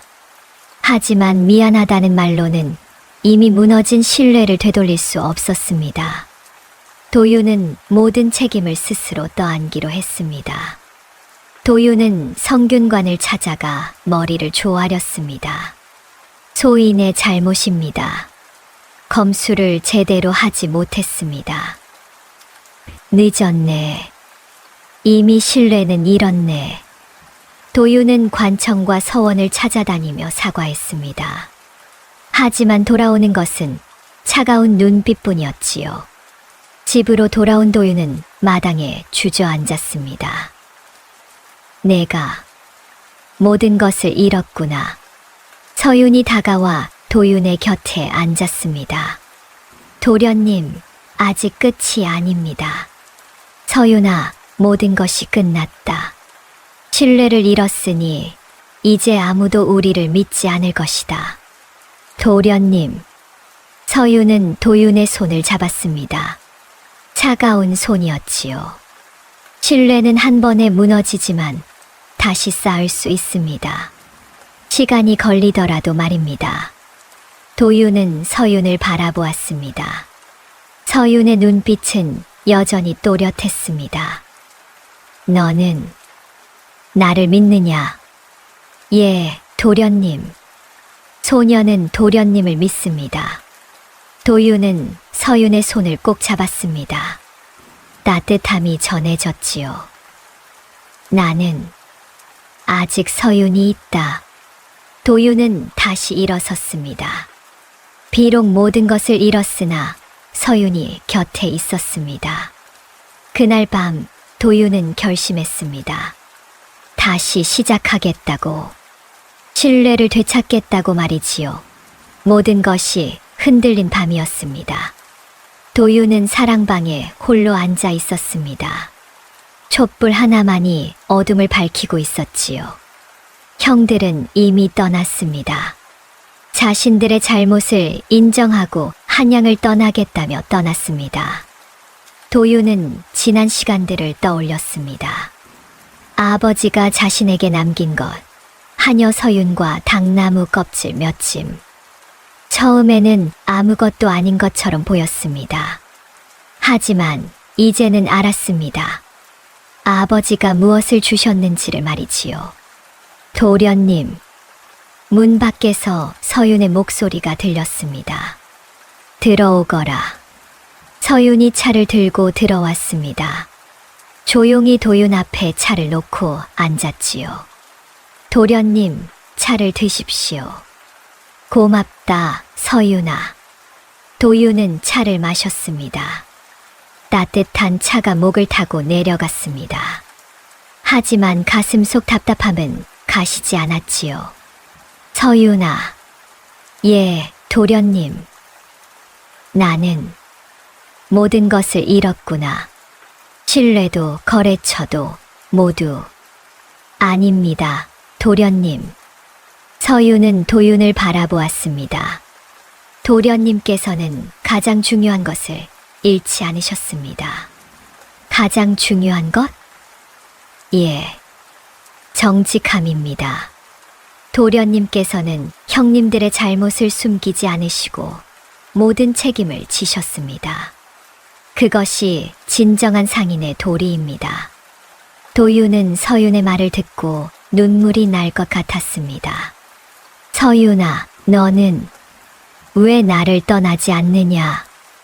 이제 나에게는 아무것도 남지 않았다. 서윤은 잠시 침묵했습니다. 그리고 천천히 입을 열었습니다. 도련님, 소녀가 말씀드릴 것이 있습니다. 무엇이냐? 서윤은 깊은 숨을 들이쉬었습니다. 그리고 비로소 자신의 과거를 밝히기 시작했습니다. 소녀의 아버지는 관청의 한지 공방에서 일하셨습니다. 도윤은 놀라 서윤을 바라보았습니다. 한지 공방. 예. 아버지께서는 최고의 한지 장인이셨습니다. 관청에 납품하는 모든 한지를 만드셨지요. 서윤의 목소리가 떨렸습니다. 하지만 어느 날 누군가 관청에 불량 한지를 납품했습니다. 그리고 그 죄를 아버지께 뒤집어 씌웠지요. 그럴 수가. 아버지는 억울함을 호소하셨으나 아무도 믿지 않았습니다. 결국 아버지는 관직을 잃으셨고 우리 가족은 뿔뿔이 흩어졌습니다. 서윤의 눈에 눈물이 맺혔습니다. 소녀는 10살 때 이씨 가문에 팔려왔습니다. 먹고 살기 위해서였지요. 대감마님께서는 소녀를 불쌍히 여기시고 안채로 들이셨습니다. 도윤은 서윤의 손을 잡았습니다. 서윤아, 나는 도련님. 서윤은 도윤을 똑바로 바라보았습니다. 소녀는 아버지의 억울함을 풀지 못했습니다. 하지만 도련님께서는 다릅니다. 도련님께서는 정직하게 책임을 지셨습니다. 그것이 얼마나 귀한 일인지 아십니까? 하지만 나는 신뢰를 잃었다. 신뢰는 다시 쌓을 수 있습니다. 도련님께서는 정직하셨으니 언젠가는 사람들이 알아볼 것입니다. 도윤은 서윤의 손을 꼭 잡았습니다. 서윤아, 나는... 도윤은 잠시 망설이다가 말했습니다. 나는 예전부터 알고 있었다. 예, 내가 한지 장인의 딸이라는 것을 아버님께서 말씀하신 적이 있다. 서윤이는 특별한 아이라고, 억울하게 집안이 망한 한지 장인의 딸이라고. 서윤은 놀라 도윤을 바라보았습니다. 도련님께서 아셨습니까? 그렇다. 하지만 나는 내게 묻지 않았다. 내가 말하고 싶을 때 말할 것이라 생각했으니까. 도윤은 서윤의 두 손을 감싸 쥐었습니다. 서윤아, 나는 내가 좋다. 서윤의 눈이 커졌습니다. 도련님, 처음에는 어여쁜 동생처럼 여겼다. 하지만 이제는 안다. 너는 내게 가장 소중한 사람이다. 내가 없었다면 나는 아무것도 할 수 없었을 것이다. 서윤의 눈에서 눈물이 흘러내렸습니다. 도련님, 소녀는 하녀일 뿐입니다. 아니다. 너는 하녀가 아니다. 너는... 도윤은 서윤을 끌어안았습니다. 너는 내 사람이다. 내가 평생 함께하고 싶은 사람이다. 서윤은 도윤의 품에서 울었습니다. 오랫동안 숨겨왔던 마음이 터져 나왔습니다. 소녀도 도련님을 사랑합니다. 두 사람은 그렇게 서로를 안았습니다. 밖에서는 바람이 불었고 촛불이 흔들렸습니다. 하지만 두 사람의 마음은 흔들리지 않았지요. 어릴 적부터 함께 자란 두 사람, 주인과 하녀였으나 이제는 서로를 사랑하는 사람이 되었습니다. 서윤아, 나는 다시 시작하겠다. 신뢰를 되찾고 내 아버지의 이름도 되살리겠다. 도련님, 그리고 너를 정식으로 아내로 맞이하겠다. 기다려주겠느냐? 서윤은 눈물을 닦으며 고개를 끄덕였습니다. 예, 도련님. 소녀는 기다리겠습니다. 평생을 기다리겠습니다. 그날 밤 두 사람은 비로소 서로의 마음을 알았습니다. 모든 것을 잃은 밤이었으나 동시에 가장 큰 것을 얻은 밤이기도 했습니다. 다음 날 아침 도유는 새로운 마음으로 일어났습니다. 모든 거래처를 잃었으나 포기하지 않기로 했습니다. 서윤과 함께라면 다시 시작할 수 있다고 믿었지요. 서윤아, 우리 박창인을 찾아가자. 예, 도련님. 두 사람은 박창인의 공방을 찾아갔습니다. 박창인은 도윤을 보자 난처한 표정을 지었습니다. 도윤 날이 소문을 들었습니다. 안타깝습니다. 장인어른 송구합니다. 제가 제대로 검수하지 못해 장인어른의 명성에도 누를 끼쳤습니다. 도윤은 깊이 허리를 숙였습니다. 제발 한 번만 더 기회를 주십시오. 이번에는 절대 그런 일이 없도록 하겠습니다. 박창희는 한참을 망설였습니다. 그리고 서윤을 바라보았습니다. 저 아가씨가 검수를 하는 분이지요? 예, 장인어른. 서윤이 대답했습니다. 소녀의 아버지도 한지 장인이셨습니다. 소녀는 아버지께 배운 대로 검수하겠습니다. 단 한 장의 불량품도 나가지 않도록 하겠습니다. 박창희는 서윤의 눈빛을 보았습니다. 진지하고 또렷한 눈빛이었지요. 좋습니다. 한 번 더 믿어보겠습니다. 하지만 이번이 마지막입니다. 감사합니다. 장인어른. 도윤과 서윤은 다시 시작했습니다. 하지만 이번에는 달랐습니다. 도윤은 혼자 모든 것을 책임지지 않았습니다. 형들을 믿었던 것이 잘못이었다는 것을 깨달았지요. 며칠 뒤 뜻밖에도 형들이 다시 찾아왔습니다. 도현과 도진은 이전보다 더욱 초라한 모습이었습니다. 하지만 눈빛은 달랐지요. 도윤아, 형님들 어찌 오셨습니까? 도현이 무릎을 꿇었습니다. 도진도 함께 무릎을 꿇었지요. 도윤아, 형들이 정말 잘못했다. 우리는 내가 쌓아온 신뢰를 무너뜨렸다. 우리가 욕심을 부렸다. 용서해다오. 도윤은 형들을 일으켜 세웠습니다. 형님들 일어나십시오. 도윤아, 우리에게 한 번만 더 기회를 다오. 이번에는 정말 열심히 하겠다. 도윤은 잠시 생각했습니다. 그리고 서윤을 바라보았습니다. 서윤은 조용히 고개를 끄덕였지요. 좋습니다. 하지만 이번에는 조건이 있습니다. 무슨 조건이든 따르겠다. 형님들께서는 제 이름을 쓰지 마십시오. 형님들의 이름으로 일하십시오. 우리 이름으로? 예. 도윤 상단의 이름은 이미 신뢰를 잃었습니다. 형님들께서는 처음부터 다시 시작하십시오. 가장 낮은 자리에서 가장 고된 일부터 시작하십시오. 도현과 도진은 고개를 숙였습니다. 알겠다. 그렇게 하마. 우리가 잘못을 바로잡겠다. 형들은 정말로 달라졌습니다. 도현은 한양시전에서 가장 무거운 짐을 나르는 일부터 시작했습니다. 양반이었으나 체면을 버리고 땀을 흘렸지요. 처음에는 사람들이 비웃었으나 도현은 묵묵히 일했습니다. 저 양반이 이씨 가문의 큰아들 아닌가. 맞네. 재산을 탕진하고 이제는 짐꾼 노릇을 하는구만. 하지만 보게 열심히 일하고 있지 않은가. 도지는 작은 포목 가게에서 장부를 정리하는 일을 시작했습니다. 주인장의 눈치를 보며 아침부터 밤까지 일했지요.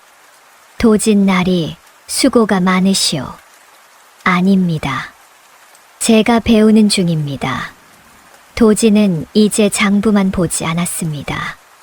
손님을 대하는 법을, 물건을 고르는 법을, 사람을 대하는 법을 배웠습니다.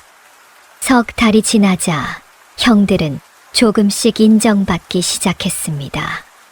이씨 가문의 형제들이 달라졌더군. 그래, 이제는 제대로 일을 하는 것 같네. 사람이 고생을 해봐야 정신을 차리는 법이지. 도윤은 멀리서 형들을 지켜보았습니다. 서윤도 함께였지요. 서윤아, 형님들이 달라진 것 같구나. 예, 도련님. 고생이 사람을 바꾸는 법입니다. 한편 도윤은 자신의 신뢰를 되찾기 위해 노력했습니다. 성균관을 다시 찾아가 머리를 조아렸습니다. 소인이 다시 한지를 만들었습니다. 부디 한 번만 살펴봐 주십시오. 성균관의 관리는 한지를 살펴보았습니다. 전보다 훨씬 좋은 품질이었지요. 이번 것은 괜찮구만. 감사합니다. 이번에는 절대 실망시켜 드리지 않겠습니다. 도윤은 소량만 납품했습니다. 그리고 서윤이 한 장 한 장 검수했습니다. 단 한 장의 불량품도 없었지요. 한 달 뒤 성균관에서 다시 연락이 왔습니다. 도윤 날이 이번 한지는 정말 좋았습니다. 더 주문하고 싶습니다. 감사합니다. 조금씩, 아주 조금씩 신뢰가 쌓여갔습니다. 관청에서도 서원에서도 양반가에서도 다시 주문이 들어오기 시작했습니다. 처음에는 작은 양이었으나 점점 늘어났지요. 1년이 지나자 도윤 상단의 이름이 다시 회복되었습니다.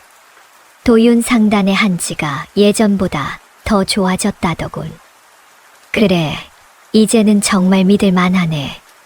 한 번 실수했지만 제대로 책임을 졌으니 인정할 만하지. 도윤은 서윤과 함께 마당에 앉아 하늘을 바라보았습니다. 서윤아, 우리가 해냈구나. 예, 도련님. 도련님께서 포기하지 않으셨기 때문입니다. 도윤은 서윤의 손을 잡았습니다. 아니다. 내가 있었기 때문이다. 서윤은 미소 지었습니다. 도윤도 함께 웃었지요. 신뢰는 서서히 돌아왔습니다. 그리고 형들도 조금씩 제 자리를 찾아가고 있었습니다. 2년이 흘렀습니다. 도윤 상단은 이제 한양에서 가장 믿을 만한 한지 상단이 되었습니다. 성균관은 물론 궁궐에서도 도윤의 한지를 찾았지요. 도윤은 서윤을 관청에 데려갔습니다. 서윤아, 오늘은 중요한 날이다. 도련님, 무슨 일이십니까? 내 신분을 풀 것이다. 도윤은 관청에 신분 해방 문서를 제출했습니다. 그리고 은전 100냥을 바쳤지요. 서윤은 이제 자유인이 되었습니다.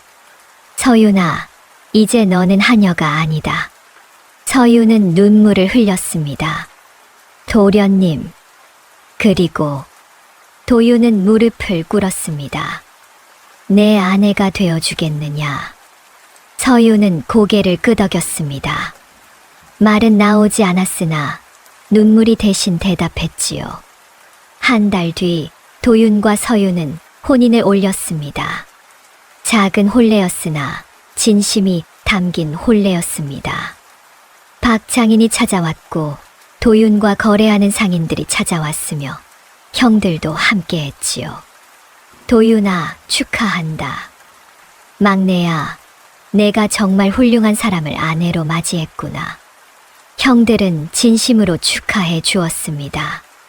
이제 형들도 각자 작은 상단을 운영하고 있었습니다. 크지는 않았으나 정직하게 장사했지요. 혼례가 끝난 뒤 도윤은 서윤과 함께 아버지의 묘를 찾았습니다. 아버님, 소자가 왔습니다. 도윤은 묘 앞에 절을 올렸습니다. 서윤도 함께 절을 올렸지요. 아버님께서 제게 주신 것이 무엇인지 이제야 알겠습니다. 도윤은 아버지의 묘를 바라보며 말했습니다. 형님들께는 재산을 주셨으나 저에게는 재산을 낳는 눈을 주셨습니다. 서윤이라는 사람을 주셨습니다. 서윤은 도윤의 손을 잡았습니다. 아버님, 소자는 이제 알았습니다. 부는 물건에서 시작되나 흥망은 사람에서 갈린다는 것을 말입니다. 바람이 불었습니다. 나무잎이 흔들렸고 마치 아버지가 대답하는 것 같았지요. 그 후로 도윤과 서윤은 함께 상단을 키워갔습니다. 서윤은 더 이상 하녀가 아니었습니다. 도윤의 아내이자 상단의 동업자였지요. 서윤의 눈은 여전히 정확했고 도윤은 서윤을 믿었습니다. 몇 년 뒤 도윤 상단은 한양에서 가장 큰 한지 상단이 되었습니다. 하지만 도윤은 교만하지 않았습니다. 늘 정직하게 장사했고 사람을 중히 여겼지요. 사람들은 말했습니다. 이씨 가문의 막내는 재산을 받지 않았으나 재산을 낳는 눈과 사람을 상속받았다. 당나무는 종이가 되었고 오누이 같던 두 아이는 부부가 되었다. 도윤과 서윤은 아들 하나, 딸 하나를 낳았습니다. 도윤은 아이들에게 아버지에게 배운 것을 가르쳤습니다. 얘들아, 장사는 물건이 아니라 사람을 보는 것이란다. 아버지, 그럼 어떤 사람을 봐야 해요? 정직한 사람, 신뢰할 수 있는 사람을 보는 것이지. 그것이 가장 큰 재산이란다. 아이들은 고개를 끄덕였습니다. 어느 가을날 저녁 도윤과 서윤은 마당에 앉아 석양을 바라보았습니다. 서윤아, 우리가 여기까지 왔구나. 예, 서방님. 서윤은 이제 도윤을 서방님이라 불렀습니다. 내가 없었다면 나는 아무것도 이루지 못했을 것이다. 아닙니다. 서방님께서 포기하지 않으셨기 때문입니다. 도윤은 서윤의 손을 잡았습니다. 주름이 조금 생긴 손이었으나 여전히 따뜻했지요. 우리 함께 늙어가세. 예, 서방님. 함께 늙어가겠습니다. 두 사람은 석양을 바라보며 미소 지었습니다. 당나무는 종이가 되었고 종이는 책이 되었으며 책은 지식이 되었습니다. 그리고 오누이 같던 두 아이는 부부가 되어 평생을 함께 했지요. 옛말에 이런 말이 있습니다. 부는 물건에서 시작되나 흥망은 사람에서 갈린다고 말이지요.